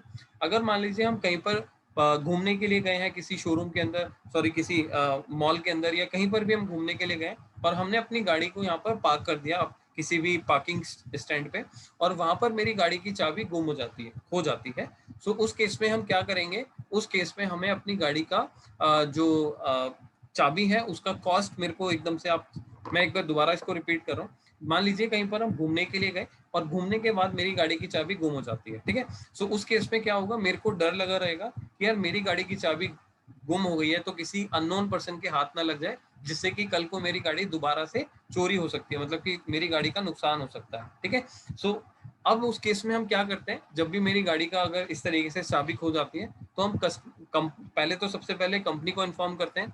दूसरी चीज हम यहाँ पर इन्फॉर्म करेंगे एक लोकल पुलिस को, ठीक है। हमें 100 नंबर पे 100 नंबर पे कॉल करके पुलिस को इन्फॉर्म करना पड़ेगा और वहां पर अपनी चाबी का लॉस का यहाँ पर आपको FIR नोट कराना पड़ेगा, राइट। उसके बाद आप क्या कर सकते हैं, एक दूसरी चाबी घर से मंगा के आप जा सकते हैं, ठीक है। बट आपको फिर भी डर लगा रहेगा कि मेरी गाड़ी यहाँ पर चोरी हो सकती है, दोबारा उसमें कुछ प्रॉब्लम हो सकती है। और यहाँ पर आपको एक चीज और मैं बता देता हूँ, अगर मान लीजिए किसी भी केस में आपकी गाड़ी की चाबी खो जाती है और उसके बाद आपकी गाड़ी यहाँ पर चोरी हो जाती है, ठीक है, तो उस केस में आपको क्लेम नहीं मिलता, आपको कंपनी से चोरी का क्लेम नहीं मिलता, आपको ओरिजिनल चाबी कंपनी को देनी पड़ती है, तभी आपको उसका क्लेम मिलता है, ठीक है। दोनों चाबियां ओरिजिनल देनी पड़ती है। तो इसीलिए यहाँ पर इसका बेनिफिट आता है किसका, की रिप्लेसमेंट का। अगर आपकी एक चाबी खो गई है तो आप कंपनी के पास जाओ, वर्कशॉप के पास जाओ, उनको बोलो कि मेरी गाड़ी की चाबी खो गई है तो मेरे को गाड़ी की दोनों ओरिजिनल चाबी बनवा के दो। तो उस केस में आपको कंपनी क्या बोलेगी कि भाई हम आपके सारे लॉक, जितने भी दरवाजे हैं, जितने भी आपके यहाँ पर चाबियां लगती हैं, तो वो सारे लॉक आपको चेंज करा के हम आपको नई चाबियां और नए लॉक प्रोवाइड कर देंगे, ठीक है। जिसके अंदर अगर नॉर्मल कॉस्ट देखी जाए तो 15 से 20,000, 25,000, 30,000, या फिर गाड़ी के ऊपर डिपेंड करता है। अगर कोई लग्जरी की गाड़ी की बात करें, ऑडी की, मर्सिडीज की, तो वहां पर 70,000, 80,000, 90,000 तक की चाबी रिप्लेसमेंट का खर्चा आ जाता है, ठीक है। सो इसीलिए लोग यहाँ पर की रिप्लेसमेंट का बेनिफिट लेते हैं कि अगर कल को मेरी गाड़ी की चाबी खो जाती है सो मेरे को यहाँ पर क्लेम का बेनिफिट मिल जाए, ठीक है। सो की रिप्लेसमेंट का बेनिफिट हम यहाँ पर ले सकते हैं अगर इन केस मेरी चाबी गुम हो जाती है, ठीक है। इसके बाद हम बात करेंगे यहाँ पर कंज्यूमेबल्स की। अब ये कंज्यूमेबल्स क्या होता है इसको समझ लेते हैं। कंज्यूमेबल्स के अंदर सबसे पहले हम बात करेंगे, जैसे कि आपने देखा होगा रबड़ के पार्ट्स होते हैं, नट बोल्ट होते हैं, ठीक है। ग्रीस होती है, इंजन ऑयल होता है, ठीक है। अगर मान लीजिए मैं गाड़ी के अंदर मतलब कोई एक्सीडेंट होता है, गाड़ी का अगर मेरी AC का पाइप है वो लीक कर जाता है, जिसमें जो गैसेस होती है वो लीक कर जाती हैं, सो वो सारी चीजें यहाँ पर मेरी कवर नहीं होती नॉर्मल पॉलिसी में। बट अगर मैं कंज्यूमेबल का एड ऑन कवर ले लेता हूँ तो उसके बाद मेरे को इन सब चीजों का बेनिफिट भी मिल जाता है, इन सब चीजों का भी यहाँ पर क्लेम हम कर सकते हैं कंज्यूमेबल्स का, ठीक है। मैंने इसके अंदर आपको क्या क्या बताया, रबड़ के पार्ट्स हो सकते हैं, नट बोल्ट हो सकता है, ग्रीस हो सकता है, इंजन ऑयल हो सकता है, ठीक है, या फिर किसी और तरीके का लुब्रिकेंट हो सकता है, ठीक है। यहाँ पर गैसेस हो सकती हैं। तो जो भी पार्ट्स आपका कंज्यूमेबल के अंदर आता है वो सारा यहाँ पर आपको कवर कर दिया जाता है, ठीक है। सो अगर आपने वो एड ऑन लिया है और इन केस कोई भी एक्सीडेंट हुआ जिसमें आपको कंज्यूमेबल का 3-4 हजार 5,000 रुपए तक का खर्चा लग रहा है, सो वो आपका यहाँ पर कंज्यूमेबल के अंदर कवर कर दिया जाएगा, ठीक है। इसके बाद हम बात करेंगे इंजन कवर की। अब इंजन कवर क्या होता है इसको समझ लेते हैं। अब मैंने अगर गाड़ी का यहाँ पर इंश्योरेंस कराया और उसके अंदर इंजन कवर ऐड करा दिया, और कई बार आपने देखा होगा बारिश के सीजन में हमारा अंडरपास में मतलब कि पानी भर जाता है, ठीक है। सो यहाँ पर रोड के ऊपर काफी पानी भर जाता है और कुछ लोग होते हैं वो ट्राई करते हैं गाड़ी को उस पानी के अंदर ले जाने के लिए। तो उसमें हमारे पास चांसेस क्या होता है कि हमारी गाड़ी का जो इंजन है वो सीज कर सकता है, मतलब कि ब्लॉक हो सकता है। तो उस केस में हमारे को यहाँ पर कंपनी से क्लेम मिल जाएगा अगर मैंने इंजन कवर यहाँ पर लिया है, ठीक है। अगर मेरी गाड़ी का इंजन सीज कर जाता है, इन केस अगर उसमें पानी चला जाता है तो मेरे को उसका कवर मिल जाएगा। अदरवाइज मैंने अगर ये बेनिफिट नहीं लिया तो मेरे को इंजन कवर का बेनिफिट नहीं मिलेगा। मेरी गाड़ी का अगर इंजन सीज हो जाता है तो वो नॉर्मल क्लेम में, नॉर्मल पॉलिसी के अंदर कवर नहीं होता, ठीक है। सो इसीलिए लोग यहाँ पर इंजन कवर को भी प्रेफरेंस देते हैं, लेते हैं, बेनिफिट इसका लेते हैं, ठीक है। नेक्स्ट हम यहाँ पर बात करेंगे टायर कवर की। अब टायर कवर के अंदर आपने देखा होगा जब भी हम टायर कवर की बात करते हैं, कुछ एड ऑन की बात करते हैं, सो अगर मेरा टायर चलते चलते चलते फट जाता है तो उस केस में मेरे को टायर कवर का बेनिफिट मिल जाता है। या मेरी गाड़ी का जो टायर है वो चोरी हो जाता है किसी टाइम पे, ठीक है, तो उसमें भी मेरे को कवर मिलता है। लेकिन अगर मेरी गाड़ी का टायर चलते चलते वो घिस जाता है, मतलब कि इसको हम बोलेंगे यहाँ पर पूरा का पूरा खराब हो जाता है, चलते चलते बहुत ज्यादा चल चुका है, तो उस केस में मेरे को अपना क्लेम यहाँ पर टायर कवर के अंदर नहीं मिलने वाला, ठीक है। टायर कवर के अंदर दो तरीके से बेनिफिट मिलता है, या तो मेरा टायर गाड़ी का चोरी हो जाता है या फिर मेरी गाड़ी का टायर चलते चलते फट जाता है, ठीक है। सो उस केस में मैं यहाँ पर कंपनी से टायर कवर का बेनिफिट ले सकता हूँ, मतलब कि उसका क्लेम यहाँ पर कर सकता हूँ, उसका बेनिफिट ले सकता हूँ, ठीक है। सो ये होता है टायर कवर का बेनिफिट। इसके बाद हम बात करेंगे यहाँ पर finally. So friends, invoice cover क्या होता है इसको एक बार समझ लेते हैं।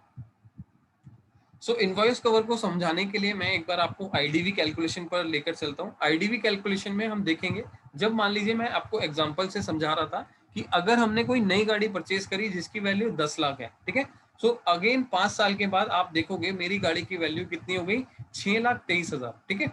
सो अगर मैं इनवॉइस कवर ले लेता हूँ तो इनवॉइस कवर का बेनिफिट क्या होता है कि अगर मैंने 5 साल के बाद यहाँ पर इनवॉइस कवर लिया, तो अगर मेरी गाड़ी अब चोरी हो जाती है इनवॉइस कवर लेने के बाद, तो कंपनी मेरे को एक्स शोरूम प्राइस वाला पैसा वापस करेगी। मतलब कि मैं दोबारा इसको रिपीट करता हूँ, अगर मैंने इनवॉइस कवर लिया, इनवॉइस कवर लेने के बाद अगर मेरी गाड़ी की वैल्यू मान लीजिए 6,23,000 है, तो अगर कोई एक्सीडेंट होता है, कोई प्रॉब्लम होती है, तो मेरे को 6,23,000 तक का बेनिफिट मिलेगा। लेकिन अगर मेरी गाड़ी पूरी लॉस हो जाती है, फुल लॉस जिसको हम बोलते हैं, ठीक है, तो उसमें क्या हो सकता है, गाड़ी में आग लग जाए, गाड़ी के ऊपर कोई भी ऐसा डैमेज जिससे हम गाड़ी को रिपेयर ना कर सकें, ठीक है, या फिर गाड़ी अगर चोरी हो जाती है, तो इन तीनों केस में या फिर फुल लॉस के केस में हम यहाँ पर कंपनी से एक्स शोरूम प्राइस ले सकते हैं, इनवॉइस कवर अगर हमने ऐड करा हुआ है, ठीक है। इनवॉइस कवर का बेनिफिट क्या होता है कि आपका आईडीवी कुछ भी हो, लेकिन अगर आपकी गाड़ी पूरी लॉस हो जाती है तो आपको इनवॉइस कवर वाला अमाउंट मिल जाता है जितने का आपने शोरूम से गाड़ी परचेज किया था, ठीक है।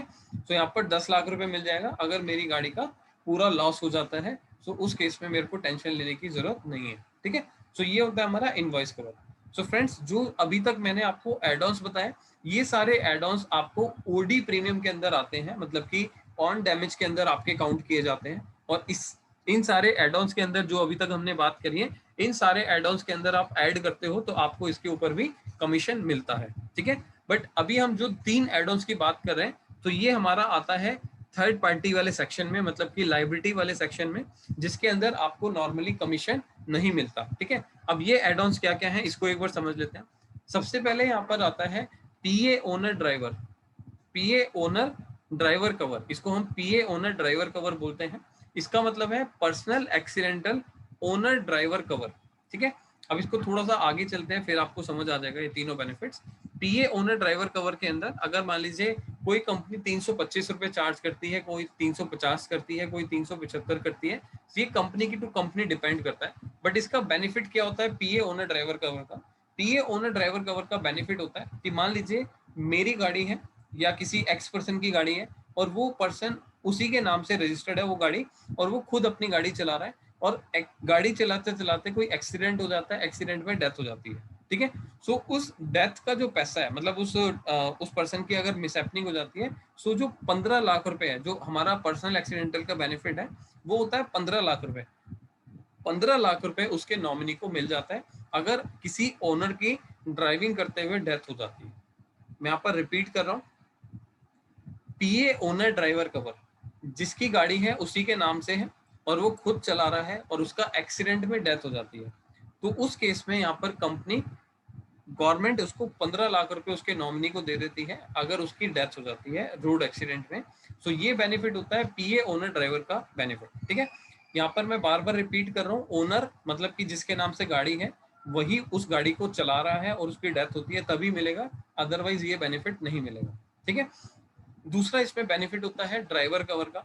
ड्राइवर कवर का हम देखेंगे, अगर मान लीजिए कोई भी पर्सन है जिसने अपने लिए गाड़ी को चलाने के लिए एक ड्राइवर रखा हुआ है, पेड ड्राइवर की मैं बात कर रहा हूँ जिसको हम सैलरी देते हैं, तो उस केस में हमें यहाँ पर 50 रुपीज का एडिशनल यहाँ पर पेमेंट करना है, तो जिससे हमें 1 लाख रुपए का एक रिस्क कवर मिल जाता है अगर उस केस में, मतलब किसी भी केस में ड्राइवर के साथ रोड एक्सीडेंट में डेथ हो जाती है, तो उसकी फैमिली को 1 लाख रुपए मिल जाता है, ठीक है। सो जिसके लिए कंपनी यहाँ पर हमसे 50 रुपए चार्ज करती है पूरे साल का, ठीक है। सो ये होता है हमारा ड्राइवर कवर बेनिफिट। इसके बाद हम बात करते हैं passenger cover benefit. Passenger cover में मान लीजिए गाड़ी के अंदर आप ड्राइवर है, उसके अलावा जो पीछे सीट्स पर बैठते हैं, जो साइड में बैठते हैं, जो पैसेंजर है आपकी गाड़ी के अंदर, ठीक है। सो वो पैसेंजर कवर भी आपको यहाँ पर कवर मिलता है। तो यहाँ पर आपको कंपनी उस कवर को देने के लिए 50 रुपीज पर पैसेंजर देती है, जिसका कवर 1 लाख रुपए होता है, ठीक है। अब मान लीजिए कोई पर्सन है जो कि गाड़ी चला रहा था और उसमें गाड़ी में 5 पैसेंजर बैठे हुए थे, 4 पैसेंजर बैठे हुए थे, एक ड्राइवर था, ठीक है। सो कंपनी यहाँ पर आपको क्या बेनिफिट देगी कि आप अगर उस केस में कोई मिसहैपनिंग डेथ हो जाती है, तो सभी की फैमिलीज को 1-1 लाख रुपए का यहाँ पर बेनिफिट मिल जाएगा पैसेंजर कवर के अंदर, ठीक है। ये तीनों benefit in case of death पे ही मिलते हैं, अदरवाइज ये बेनिफिट्स नहीं मिलते, ठीक है। सो ये एक मतलब ऐसी सिचुएशन है जो कि कभी भी किसी के साथ भी हो सकती है। सो इट इज मैंडेटरी, अगर कोई भी आप ये बेनिफिट देते हो तो कस्टमर को एटलीस्ट उसका बेनिफिट उसकी फैमिली को मिल जाए, ठीक है। सो जिसके लिए बहुत नॉमिनल प्रीमियम लिया जा रहा है पूरे साल का, तो इसमें आपको सोचने और समझने वाली बात नहीं है। बट यहाँ पर आपको एक चीज बता देता हूँ, जो पीए ओनर ड्राइवर कवर है वो गवर्नमेंट ऑफ इंडिया ने मैंडेटरी कर दिया। तो आप अगर जब भी पॉलिसी बाय करेंगे तो आपको ये जो कवर है, ये पीए ओनर ड्राइवर कवर देना जरूरी हो जाता है, ठीक है। सो फ्रेंड्स, इसी के साथ हमने अपना एड ऑन कवर भी कंप्लीट कर लिया कि किस किस तरीके से कौन कौन से एड ऑन कवर का बेनिफिट दिखाया जाता है, क्या क्या चीजें यहाँ पर दिखाई जाती हैं, ठीक है। सो मान लीजिए अब आपने कस्टमर को कोटेशन दे दिया। कस्टमर को कोटेशन देने के बाद आपने जो जो एड ऑन्स देना था वो भी शेयर कर दिया, और शेयर करने के बाद अब कस्टमर मेरे को आपको बोलता है कि भाई मेरे को पेमेंट लिंक शेयर कर दीजिए, मैं पेमेंट करना चाहता हूँ, एग्जांपल एचडीएफसी से, आईसीआईसी से, इफ्को टोके से, या किसी भी कंपनी से, ठीक है। सो अब आप पेमेंट लिंक बनाने के लिए कस्टमर से क्या क्या डिटेल्स मांगेंगे जिससे कि आप उसका पेमेंट लिंक जनरेट कर पाए, ठीक है। तो सबसे पहले आपको ध्यान होगा हमने क्या क्या चीजें ली थी कस्टमर से। पहले हमने लिया था आरसी की कॉपी, प्रीवियस पॉलिसी की कॉपी एंड क्लेम का स्टेटस, ठीक है। सो इसके बाद हमने यहाँ पर समझ लिया कि क्लेम का स्टेटस तो क्यों लेना है, अगर क्लेम लिया है तो हम 0 कर देंगे, क्लेम नहीं लिया तो उसको एक्स्ट्रा बेनिफिट मिल जाएगा, एक्स्ट्रा डिस्काउंट मिल जाएगा, ठीक है। इसके अलावा जब हम आरसी और पॉलिसी लेते हैं तो हम यहाँ पर अगर स्टार्टिंग में ही आरसी और पॉलिसी ले रहे हैं तो पेमेंट लिंक बनाते हुए हमारे को प्रॉब्लम नहीं होगा, हम उसको अपने पोर्टल पे डायरेक्टली अपलोड कर सकते हैं जिससे कि उसकी पॉलिसी इशू कर दी जाए, ठीक है। सो जब भी हम पॉलिसी का पेमेंट लिंक बनाते हैं सो हमारे को जो उसकी आरसी है, जो उसकी पॉलिसी है, वो दोनों ही चीजें यहाँ पर अपलोड करनी पड़ती हैं पोर्टल पे पेमेंट लिंक बनाते हुए, ठीक है। सो इससे बेटर है कि आप at the time of quotation customer से ये सारी चीजें लेकर रख लें, ठीक है।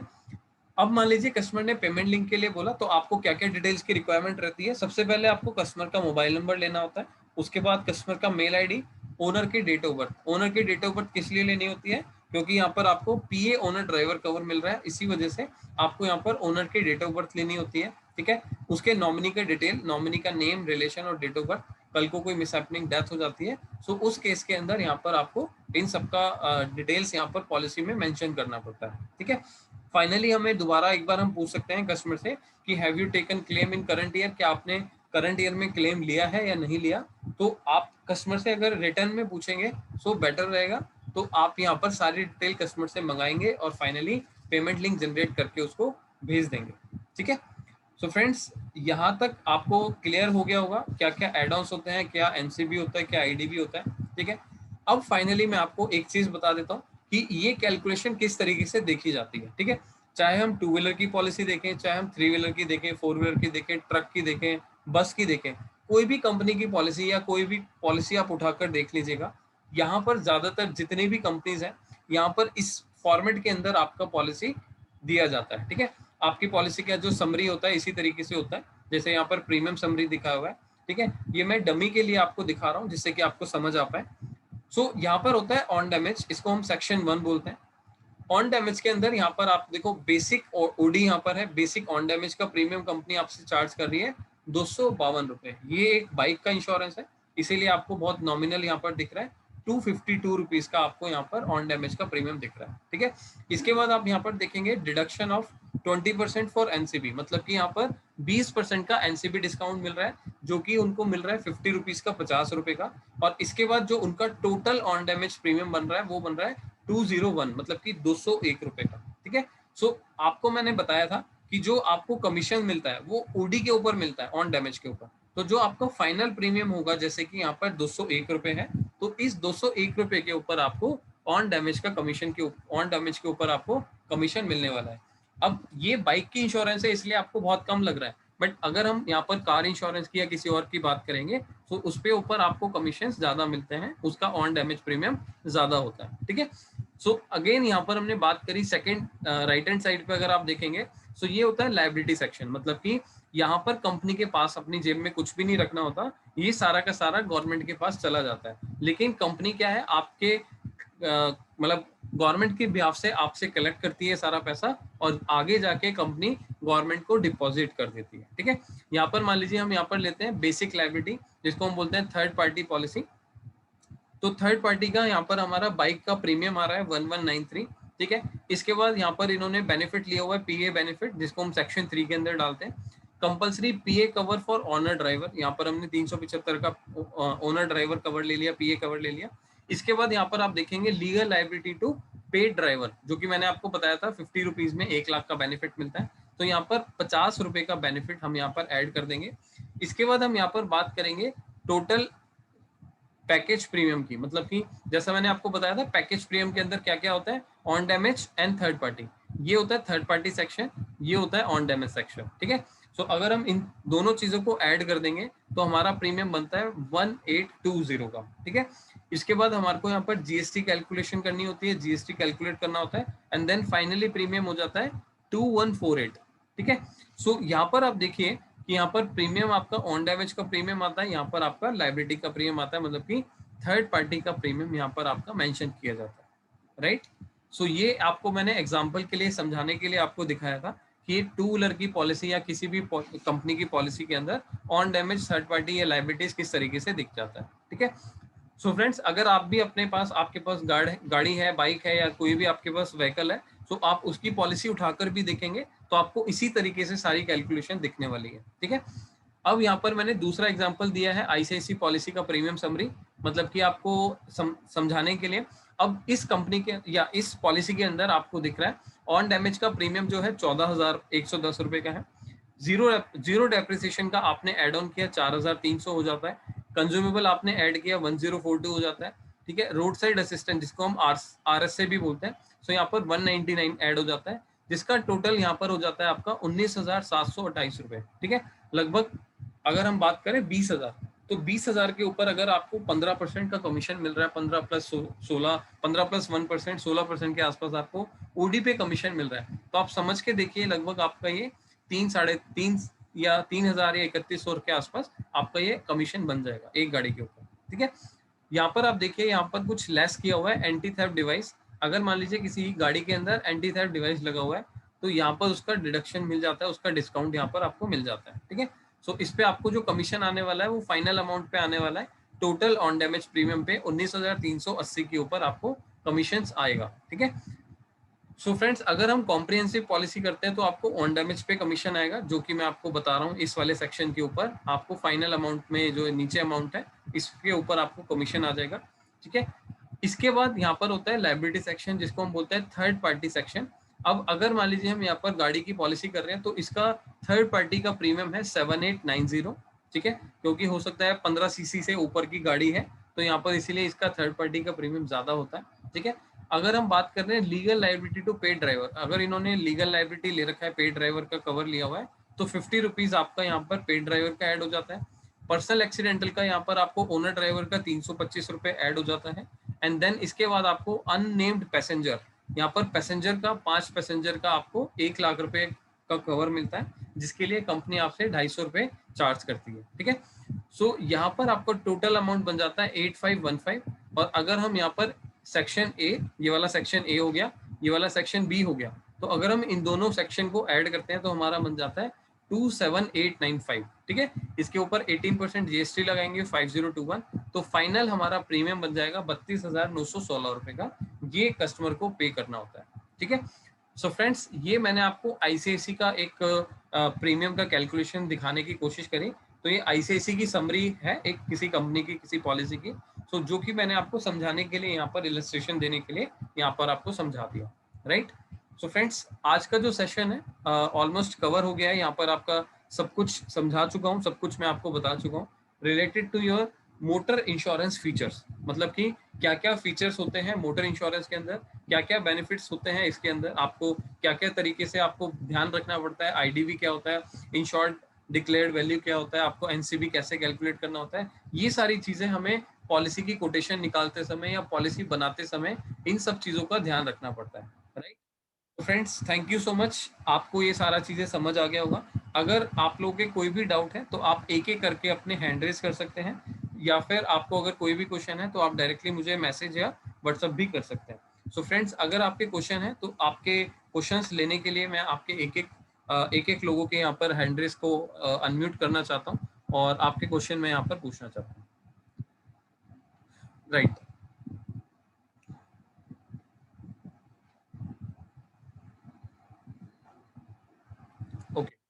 तो सबसे पहले मैं हरिशंकर जी, आपको मैं अनम्यूट कर रहा हूँ, आप अपना क्वेश्चन पूछ सकते हैं, बताइए।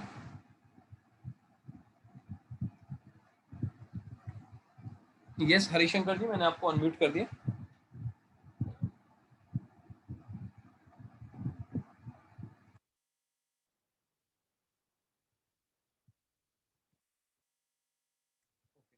शायद इनको कोई टेक्निकल इशू है। मनजोत कौर जी, मैं आपको अनम्यूट कर रहा हूँ, एक बार आप अपना क्वेश्चन पूछ सकते हैं।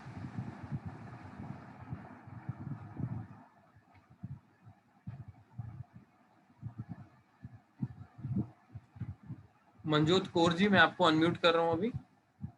हेलो। हाँ जी, हाँ जी, बताइए। हाँ जी सर। सर मेरा हेल्थ इंश्योरेंस के रिगार्डिंग क्वेश्चन है, मैं पूछ सकती हूँ क्या?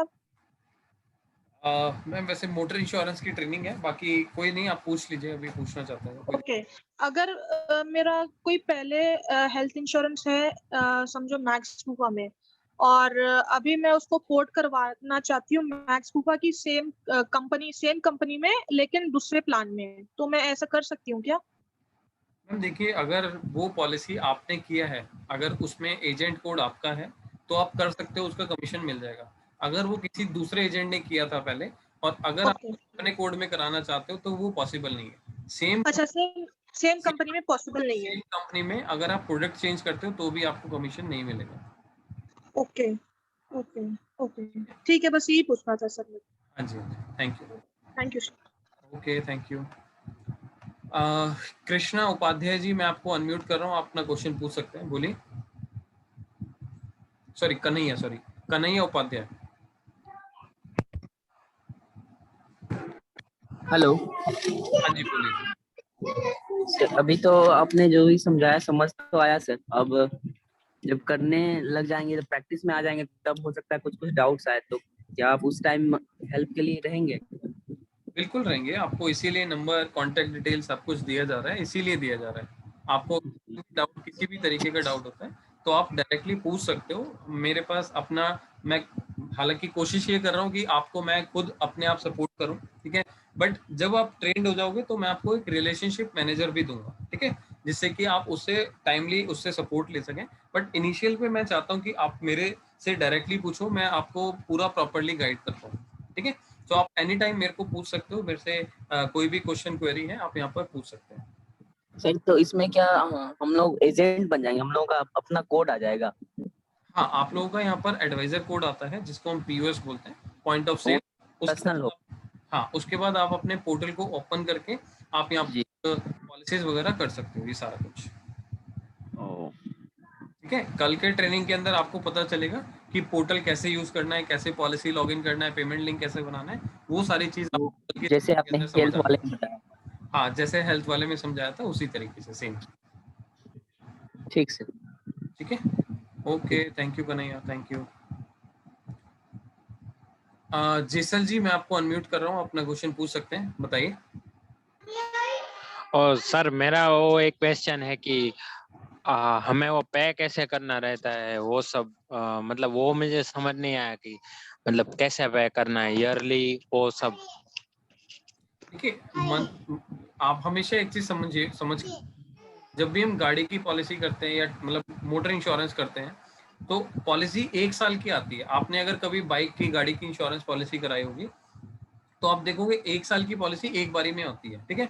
सो अगर हम आज पॉलिसी ले रहे हैं, तो अगले साल की, आज जैसे 3 तारीख है, 3 जून है, ठीक है, अगर मैं पॉलिसी लेता हूँ, तो अगले साल की 2 तारीख को मेरी पॉलिसी खत्म हो जाएगी। जैसे ही हमारा 365 दिन पूरा हो जाता है, तो मेरी पॉलिसी का यहाँ पर पीरियड जो है खत्म हो जाता है, ठीक है। अगर मैं हेल्थ इंश्योरेंस की बात करूँ, मोटर इंश्योरेंस की बात करूँ, सभी के अंदर 1 साल की पॉलिसी होती है। बट मोटर इंश्योरेंस में 2 साल या 3 साल का ऑप्शन भी होता है, और मोटर इंश्योरेंस में भी कुछ कंपनीज के अंदर, या मैं बोलूंगा पर्टिकुलर टू व्हीलर के अंदर, आपको 2 साल या 3 साल का भी ऑप्शन मिलता है पेमेंट करने के लिए, ठीक है। सो जब आप पोर्टल के ऊपर जाएंगे, तो आपको समझ आ जाएगा कि हम 1 साल, 2 साल, 3 साल की पॉलिसी कैसे कर सकते हैं, वो सारा बेनिफिट हम कैसे ले सकते हैं, राइट। सो जैसल जी, एक बार कंफर्म कर दीजिएगा अगर आपको आंसर मिल गया।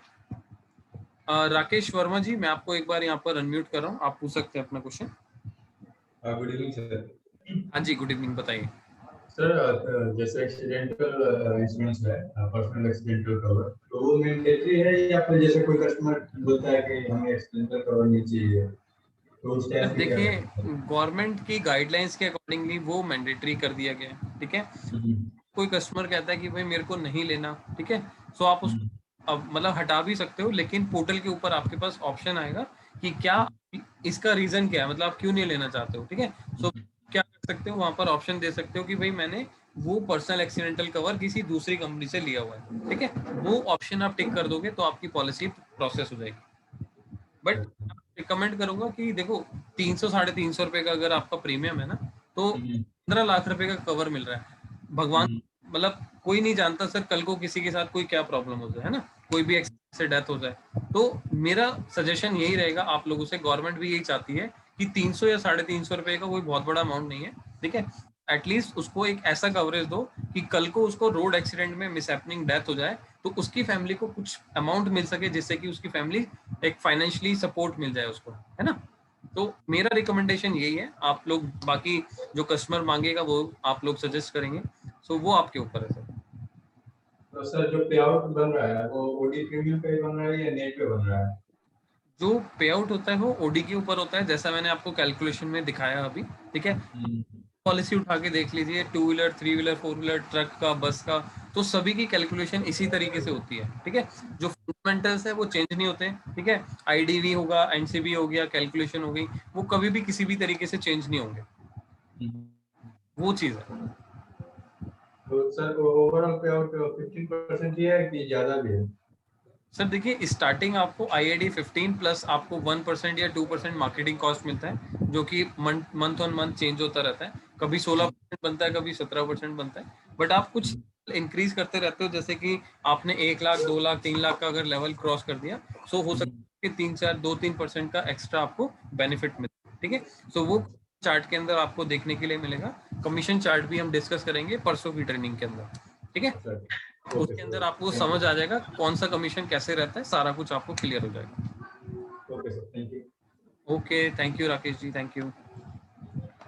यस रॉय साहब, मैं आपको अनम्यूट कर रहा हूँ। जी सर, गुड इवनिंग जी सर। Good evening.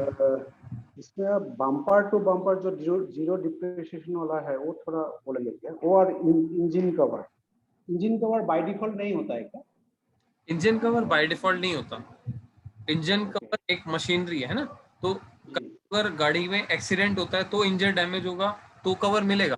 बट गाड़ी चलते चलते इंजन खराब हो जाता है या पानी चला जाता है गाड़ी में, इंजन सीज हो जाता है, तो उसका नहीं होता, है ना। तो इसलिए इंजन कवर अलग से लेना पड़ता है, जिससे कि कल अगर मेरा इंजन में कोई प्रॉब्लम हो जाए तो एटलीस्ट मेरे को उसका बेनिफिट मिल जाए। और जीरो डिप्रिसिएशन जो बम्पर टू बम्पर है वो जीरो डेप्रिसिएशन का मतलब क्या होता है, मैं आपको दोबारा रिपीट कर देता हूँ। मान लीजिए आपने पॉलिसी लिया और उसके अंदर जीरो डेप्रिसिएशन कवर लिया, ठीक है। अब कल को गाड़ी किसी रोड एक्सीडेंट में चली जाती है, मतलब एक्सीडेंट हो जाता है गाड़ी के साथ, तो अब कोई भी पार्ट्स अगर मेरा डैमेज हो गया, मान लीजिए मेरी गाड़ी का बम्पर जो है वो टूट गया, बोनट टूट गया, गाड़ी का एक गेट टूट गया, ठीक है। सो जो मेरा पार्ट्स यहाँ पर डैमेज होता है, उस पूरे पार्ट्स का पैसा मेरे को कंपनी पूरा दे देगी 100%। अगर मैंने जीरो डेप्रिसिएशन लिया है, अगर मैंने जीरो डेप्रिसिएशन नहीं लिया, सो उस केस में क्या होगा, लगभग 50% आपको अपनी जेब से देना पड़ेगा और 50% कंपनी पे करेगी उस पूरे पार्ट्स का। ओके, है ना। तो ये होता है बम्पर टू बम्पर कवर या फिर जीरो डेप्रिसिएशन कवर। और थर्ड पार्टी में सर जो ऑनर है उसको कुछ नहीं मिलता है क्या? थर्ड पार्टी पार्टी इंश्योरेंस में में? अपनी गाड़ी का लॉस कुछ भी नहीं मिलेगा। अच्छा, ओनली अगर किसी को जिसको मतलब एक्सीडेंट किया उसको मिलेगा? हाँ, अगर आपकी गाड़ी से किसी दूसरे पर्सन को लग गया तो उसको बेनिफिट मिलेगा, अगर उसकी डेथ हुई तो उसको बेनिफिट मिलेगा, उसकी फैमिली को बेनिफिट मिलेगा। वो गवर्नमेंट की तरफ से मिलेगा ना, इंश्योरेंस की हाँ, वो तरफ से? गवर्नमेंट की तरफ से मिलेगा। और अगर मान लीजिए ऐसा कुछ सिनेरियो होता है, किसी आपकी गाड़ी से किसी पर्सन की डेथ हो गई, तो कोर्ट केस होता है, कोर्ट केस होने के बाद वो सारा सेटलमेंट होता है, तो उसकी लिमिट अनलिमिटेड होती है, मतलब उसमें कुछ भी अमाउंट का सामने वाली पार्टी मांग सकती है। तो वो गवर्नमेंट को फिर इंश्योरेंस वाला देता है कि गवर्नमेंट का खर्चा है वो? नहीं नहीं, गवर्नमेंट देती है उस पर्टिकुलर फैमिली को जिसके साथ दिक्कत हुई है। हाँ, और गवर्नमेंट फिर इंश्योरेंस से कलेक्ट नहीं करते? मैं आपको बताया ना कि जो पैसा इकट्ठा कर रहा है थर्ड पार्टी का, वो कंपनी इकट्ठा कर रही है और वो गवर्नमेंट को दे देती है। तो अब मान लीजिए 100 लोगों का पैसा इकट्ठा हुआ, तो गवर्नमेंट के पास तो काफी सारा फंड इकट्ठा हो ही रहा है, उसी फंड में से वो पैसा निकल जाता है जिसका क्लेम आता है। एग्जाम्पल के लिए कि एक पर्सन ने 10,000 दिया एग्जाम्पल, ठीक है। सो 10,000 अगर 100 लोग देंगे, ठीक है, तो कितना हो जाएगा, यहाँ पर हो जाएगा 10 लाख रुपए, ठीक है। सो अगर 10,000 रुपए 100 लोग देंगे तो ये हो जाता है 10 लाख रुपए। सो इसका मतलब ये है कि आपका उस 10 लाख रुपए में से ही यहाँ पर फंड वापस मिल जाएगा अगर किसी के साथ कोई मिसहैपनिंग हो जाती है, कोई भी थर्ड पार्टी का क्लेम आता है, right. So thank you Roy साहब, थैंक यू। अगर आपके आंसर मिल गया तो एक बार मुझे चैट पे कंफर्म कर दीजिएगा। शंकी जी, आप यहाँ पर, आपको अनम्यूट कर रहा हूँ, आप पूछ सकते हैं अपना क्वेश्चन, बताइए।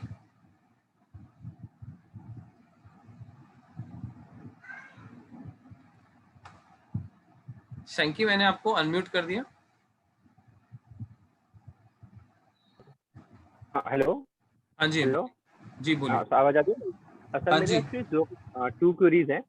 तो पहली, जैसे आपने बताया जो मेरे डीलर्स होते हैं स्टार्टिंग जब न्यू गाड़ी परचेज करते हैं तो वो हमें एक बंडल पैकेज करके देते हैं। पहले साल हमारा जीरो डेप्रिसिएशन देते हैं और बाकी के थर्ड पार्टी देते हैं। इन जस्ट केस मैंने ले ली गाड़ी, अब मुझे सेकंड ईयर लगता है कि नहीं, जो मेरा थर्ड पार्टी है मुझे उसको भी जीरो डेप्रिसिएशन करवाना है या फिर मेरे को ओन डैमेज करवाना है, तो वो उस चीज को मैं कैसे अपडेट कर सकता हूँ अपने एग्जिस्टिंग इंश्योरेंस को? मतलब थर्ड पार्टी तो है ऑलरेडी, बट मुझे उसको अपडेट करके जीरो डेप्रिसिएशन या फिर जो मेरा नॉर्मल डैमेज है उसको ओन डैमेज भी ले। वो क्या होता है ना, जब आप पोर्टल के ऊपर, जैसे कल हम सीखेंगे पोर्टल ट्रेनिंग के अंदर कि ऑन डैमेज पॉलिसी कैसे होती है, कॉम्प्रिहेंसिव कैसे होती है, थर्ड पार्टी कैसे होती है। सो उसके अंदर आपको कंप्लीट समझ आएगा कि ऑन डैमेज का प्रीमियम कैसे निकालना है, ठीक है। थर्ड पार्टी तो हमने 3 साल का लिया है, बट मेरे को ऑन डैमेज का प्रीमियम भी लेना है ना। ऑन डैमेज अपनी गाड़ी का लॉस भी, इन जो चार्जेस देने पड़ेंगे एज अ कस्टमर, तो वो मुझे सिर्फ ओन डैमेज के देने पड़ेंगे, थर्ड पार्टी को ऑलरेडी पेड कर चुका हूं। हाँ, वो मेरे को सिर्फ ऑन डैमेज के देने पड़ेंगे। थर्ड पार्टी का मेरा प्रीमियम ऑलरेडी 3 साल का गया हुआ है। इस कंडीशन में जो मेरा एग्जिस्टिंग जिससे मैंने पॉलिसी कराई है, लेट्स सपोज श्री राम से कराई है, तो वो ओन डैमेज श्री राम से होगा या फिर मैं अलग से कैसे भी? नहीं, अलग कंपनी से करा सकते हो, अलग कंपनी से करा सकते हो। ओके। एंड सेकंड क्वेरी मेरी ये थी, जैसे कोई किसी ने बाइक परचेज करी लेट्स सपोज, और उसने एक साल बाद या 1.5 साल बाद बेच दी, लेट्स सपोज से मैंने परचेज कर दिया, ठीक है। अब तो वो मेरा थर्ड पार्टी है और दूसरा मुझे उस पर जो इंश्योरेंस का नाम था वो भी उसी का है, वो चेंज कैसे होगा? क्योंकि बाइक तो मैंने परचेज कर ली उससे। सर वो आप क्या होता है, सबसे पहले आप आरटीओ जाओगे, एक जो ऑफिस होता है ना गवर्नमेंट का, तो जहाँ पर आरसीज वगैरह बनाई जाती है, तो पहले तो आप गाड़ी का जो नाम है वो ओनर का नाम चेंज कराओगे, ठीक है। जैसे ही आप नेम चेंज होके आ जाएगा, उसके बाद आप कंपनी को इन्फॉर्म करोगे कि भाई मेरी पॉलिसी के अंदर मेरे को अपना नाम चेंज कराना है क्योंकि इसमें ओनर चेंज हो गया, ठीक है। सो अगर आपकी गाड़ी का जो पॉलिसी था उसमें आपका टेन्योर काफी बचा हुआ है, जैसे कि मान लीजिए 5 साल की पॉलिसी थी, 3 साल बचा हुआ है ना। सो उस केस में आपको क्या करने के लिए ऑप्शन मिलेगा, आप उस पॉलिसी का जो पॉलिसी के अंदर नाम है वो चेंज करा सकते हो। कंपनी उसको एंडोर्समेंट बोलती है, तो आप एंडोर्समेंट के लिए रिक्वेस्ट दे सकते हो और उसके बाद आपका नाम चेंज हो जाएगा। उसमें कंपनी आपसे इंस्पेक्शन वगैरह, फोटोज वगैरह के लिए भी बोल सकती है, वो सारी चीजें होती है फॉर्मेलिटी। इस कंडीशन में जो मैं जीरो डेप्रिसिएशन अपना करवा रहा हूँ, मतलब अपडेट कर रहा हूँ उसे, उस वाले में कमीशन तो मुझे मिलेगा या जो पुराना इंश्योरेंस था सही मिलेगा? सर देखिए, अगर फ्रेश पॉलिसी आपने करी है इस टाइम पे तो आपको मिलेगा। अगर मान लीजिए हम पुरानी पॉलिसी के अंदर नाम चेंज कराने हैं तो उसका कमीशन तो जा चुका होगा, है ना, उसका कमीशन नाम चेंज का नहीं, जैसे थर्ड पार्टी हो रखा है उसको अब मुझे ऑन डैमेज कराना है। यस, हाँ, तो उसका कमीशन आपको मिलेगा ना अगर आप अपने पास कर रहे हो। Okay, thank you sir, that's all. हाँ जी, ठीक है, okay, thank you ji, thank you. Kishore ji, मैं आपको अनम्यूट कर रहा हूँ, अपना क्वेश्चन पूछ सकते हैं, बताइए। हेलो। हाँ जी, बोलिए। हाँ, good evening sir. Good evening जी। हाँ, मेरा क्वेश्चन है सर, मैंने एक कस्टमर है, उनका डायरेक्ट इंश्योरेंस देखो से पॉलिसी की है sir, 4 wheeler third party. Okay है सर, लेकिन वो जो कस्टमर है वो किसी एप्लीकेशन से ट्रैक कर रहा है अपना कि मेरा पॉलिसी हुआ कि नहीं हुआ, तो उसको अभी भी ओल्ड पॉलिसी शो कर रहा है सर, एसबीआई का, एसबीआई जनरल इंश्योरेंस। तो वो क्या प्रॉब्लम में है, मतलब बार बार फोन कर रहा था, सर मेरा अपडेट नहीं हुआ, पॉलिसी सही कि नहीं करके कंफ्यूजन में है।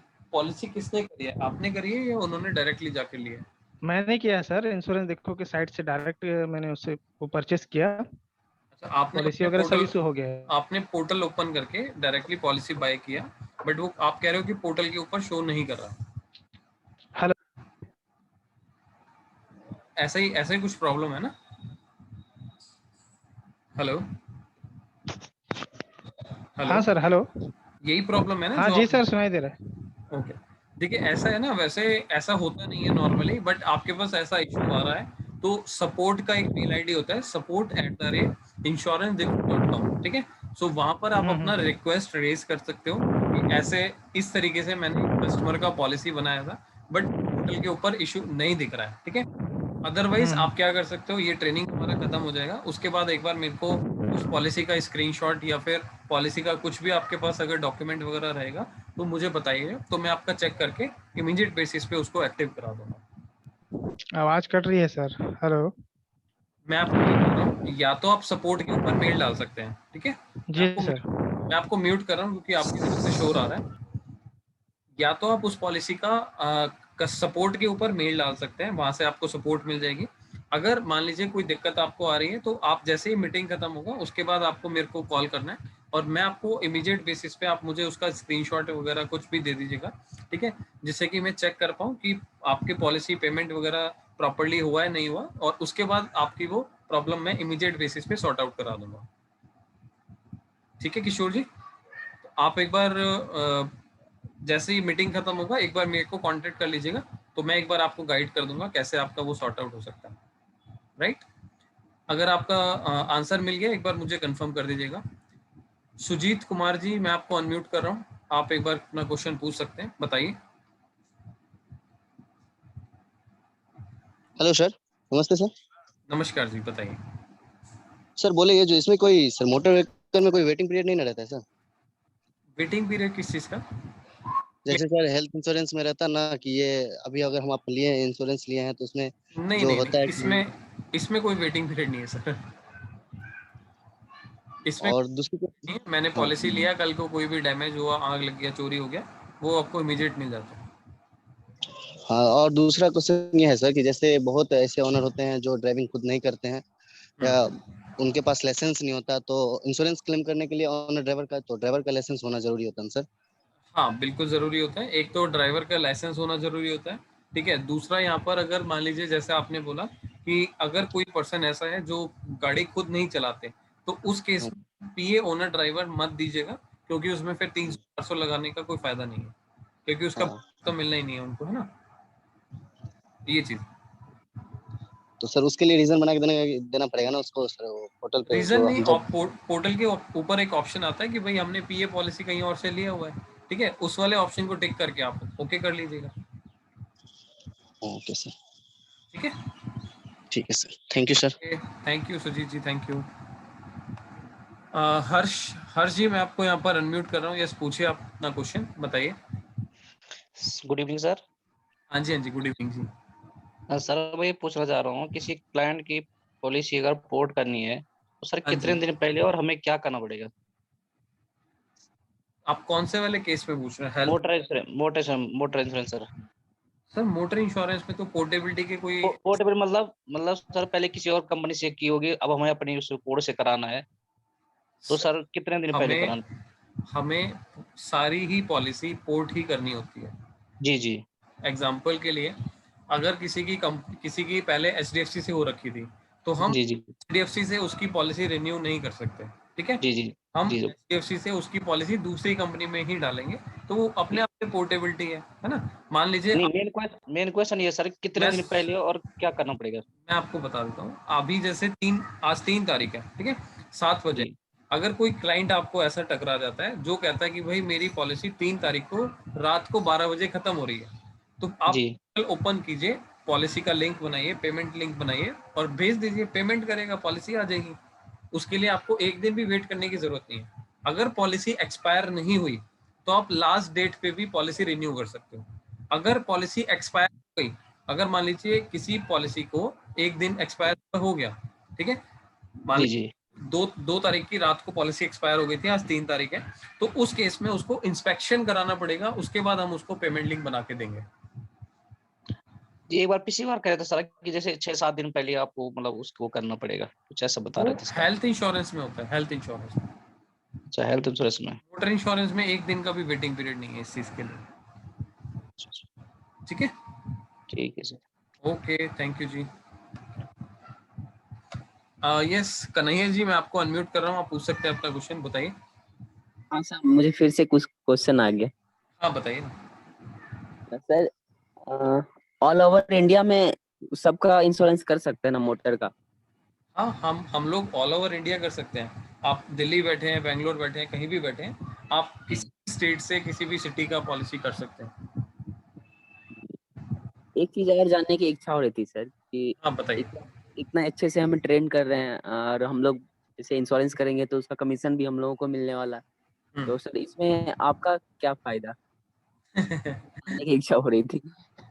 पूछने की इच्छा हो रही थी तो मैं आपको बता देता हूँ। देखो, मैं कंपनी के साथ हम लोग फ्रेंचाइजी पार्टनर हैं, ठीक है, तो जो भी आप लोग काम करते हो तो उसका हमें इंसेंटिव कंपनी से मिलता है, ठीक है, तो ये हमारा बेनिफिट होता है। दूसरी चीज, अब देखो मैं तो अपनी लाइफ में सेटल हूँ, ठीक है, जी जी। हमने एक मुहिम चालू करी है कि भाई हम जो चीज मुझे आती है तो हम लोगों को सिखाकर क्यों ना उनको हम बेनिफिट दे सकें, ठीक है, तो ये 2 पर्पस है, अदरवाइज इससे ज्यादा कुछ भी नहीं, ठीक है। मैं ऑलरेडी अगर सेटल हूँ, क्यों ना मैं और लोगों को सेटल करूँ जिससे कि उनको भी अपनी लाइफ में फायदा मिले, ठीक है, तो वही सर पर्पस है। बाकी एक पर्पस मैंने आपको बता दिया कि हमें कंपनी से भी बेनिफिट मिलता है, ठीक है, आप लोग जो करते हो आपका कमीशन आपको मिल रहा है और हमारे को एक्स्ट्रा बेनिफिट मिलता है इससे, ठीक है, ये चीज।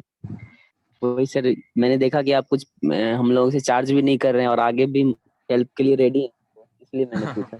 बिल्कुल बिल्कुल। बहुत बहुत धन्यवाद सर आपके इस मुहिम के। Okay, thank you Kanhaiya ji, thank you.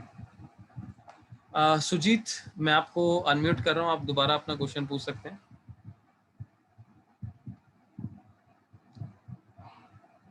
Sujit, मैंने आपको अनम्यूट कर दिया, बोलिए।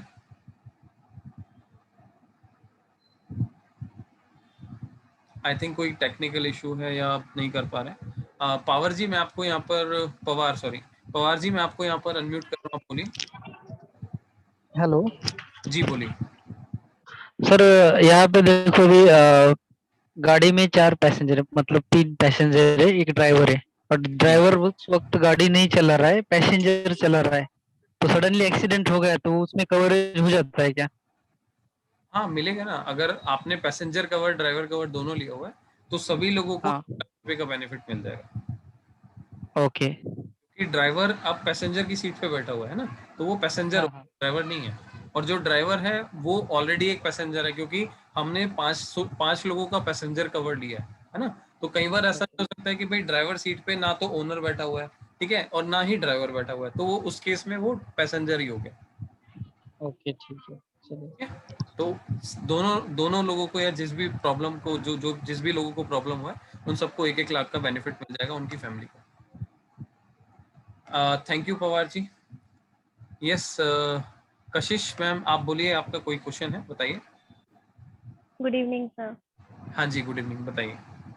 सर, मुझे ये पूछना था कि आपने ग्रुप में एक पोस्टर सेंड किया है, तो उसके बारे में आप बताएंगे। अच्छा, जो आपका कॉन्टेस्ट जी।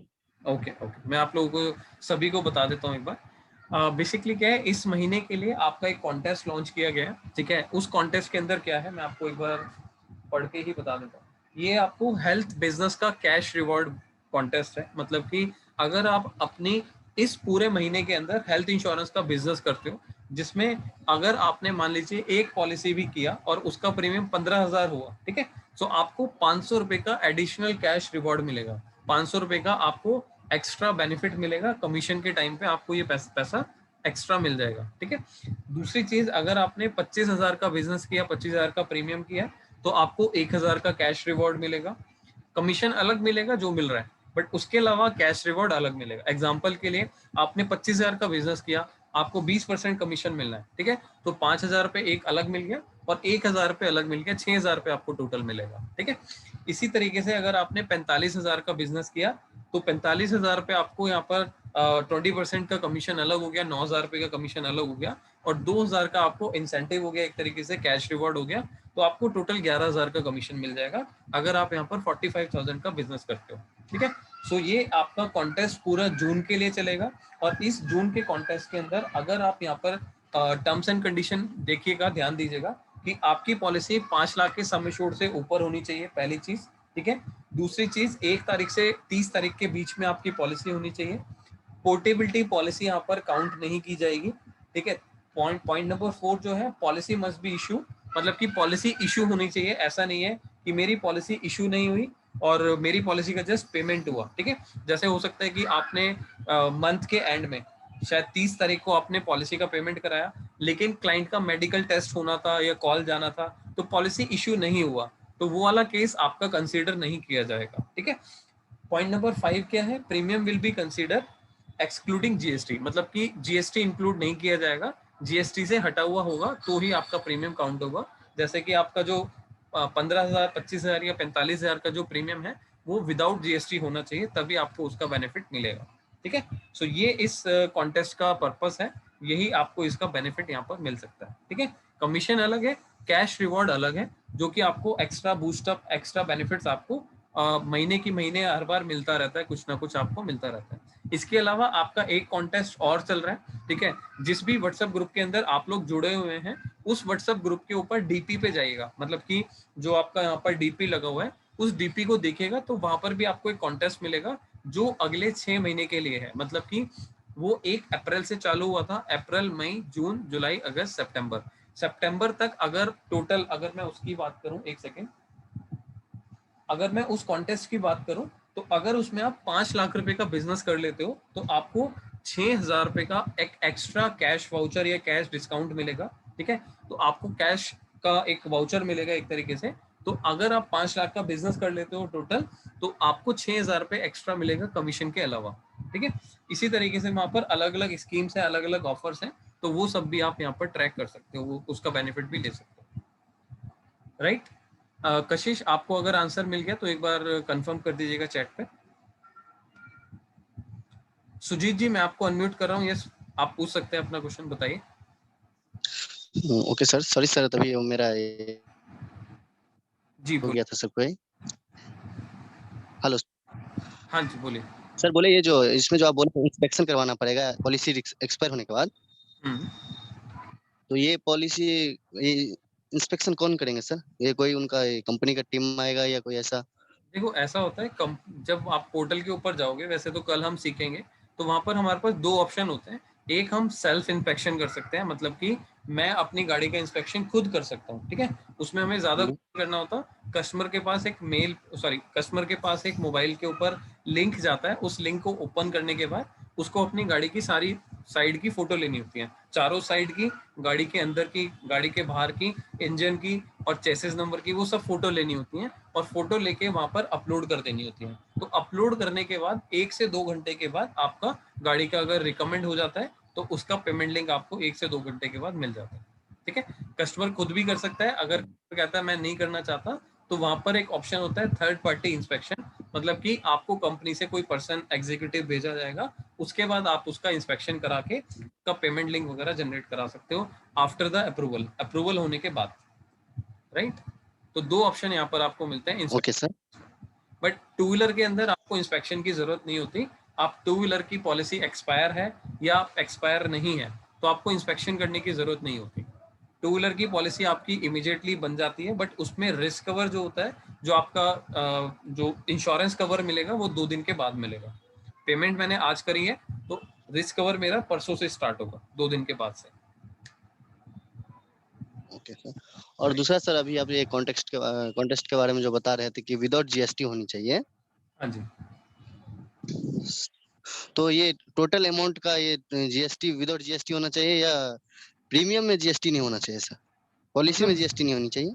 नहीं, पॉलिसी में तो जीएसटी होगा। मतलब आपका जो कॉन्टेस्ट है वो विदाउट जीएसटी होगा। एग्जांपल के लिए मान लेते हैं आपने 20,000 का पॉलिसी दिया, ठीक है, अब 20,000 के अंदर आप एग्जांपल मैं यहाँ पर ले रहा हूँ, तो 3 मान लीजिए, मैं अभी फिगर कैलकुलेशन पे नहीं जा रहा हूँ, आपने 20,000 का पॉलिसी दिया जिसमें 3,000 का जीएसटी था, तो आपका 17,000 काउंट होगा। ठीक है, तो आप अगर 15,000 करते हैं तो 15,000 वाला स्लैब हो गया, तो आपका कैश रिवॉर्ड हो जाएगा, 500 रुपये आपका मिल जाएगा।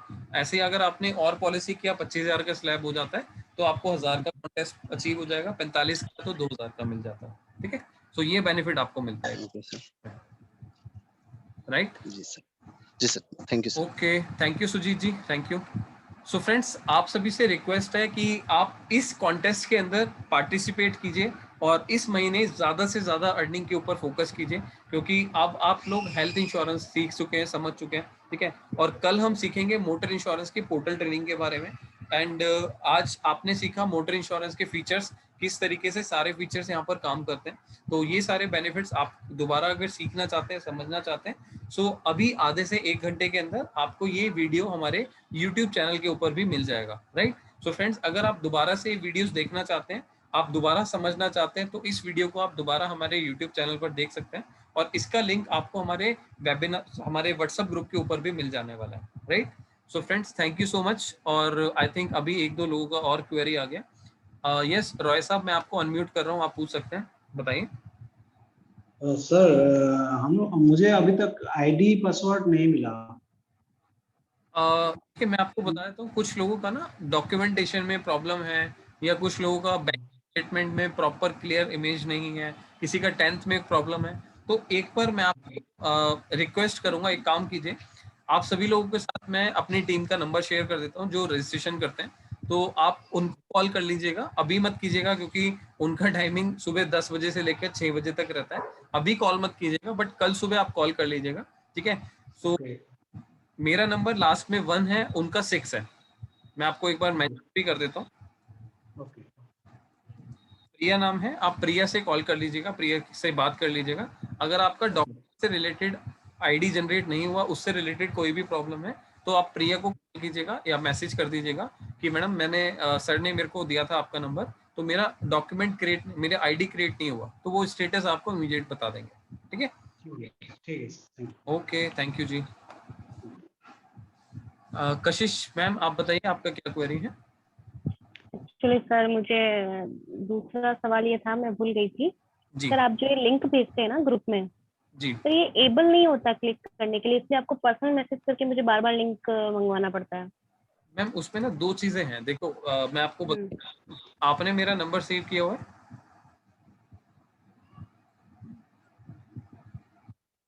आपने मेरा नंबर सेव किया हुआ है?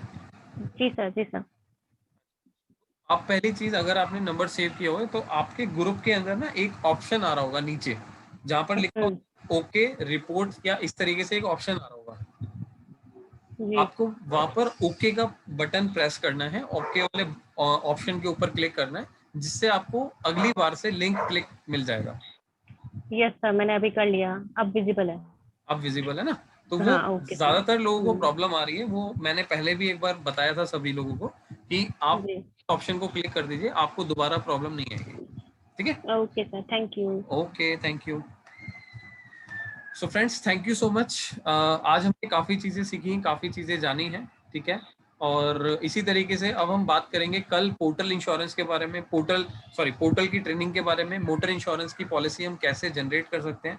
अगर कैशलेस गैरेज देखना है, कौन कौन से कैशलेस गैरेजेस होते हैं जहाँ पर हम जाके अपना क्लेम कर सकते हैं मोटर इंश्योरेंस का, सो कल की ट्रेनिंग के अंदर आपको कंप्लीट यहाँ पर इंफॉर्मेशन मिलने वाली है कि पोर्टल के ऊपर जाके हम कैसे कोटेशन देखेंगे, कैसे पॉलिसी का लिंक बनाएंगे, कैसे पेमेंट जनरेट करेंगे, वो सारी चीज़ें हम कल सीखने वाले हैं। सो फ्रेंड्स, अगर आपको कोई भी डाउट होता है, कोई भी प्रॉब्लम होता है, आप मेरे को डायरेक्टली इस नंबर पे कॉल या मैसेज कर सकते हैं। और आप सभी लोगों से फाइनली रिक्वेस्ट करूंगा कि जून के मंथ में आप फोकस कीजिए कि ज़्यादा से ज़्यादा लोगों से बात कीजिए, उनको समझाइए प्लान के बारे में, क्योंकि आज की डेट में बहुत सारे लोग हैं जो हेल्थ इंश्योरेंस लेने के लिए अवेयर हो चुके हैं, उनको कहीं ना कहीं से हेल्थ इंश्योरेंस लेना है, उनको जरूरत है एक्चुअल में, है ना?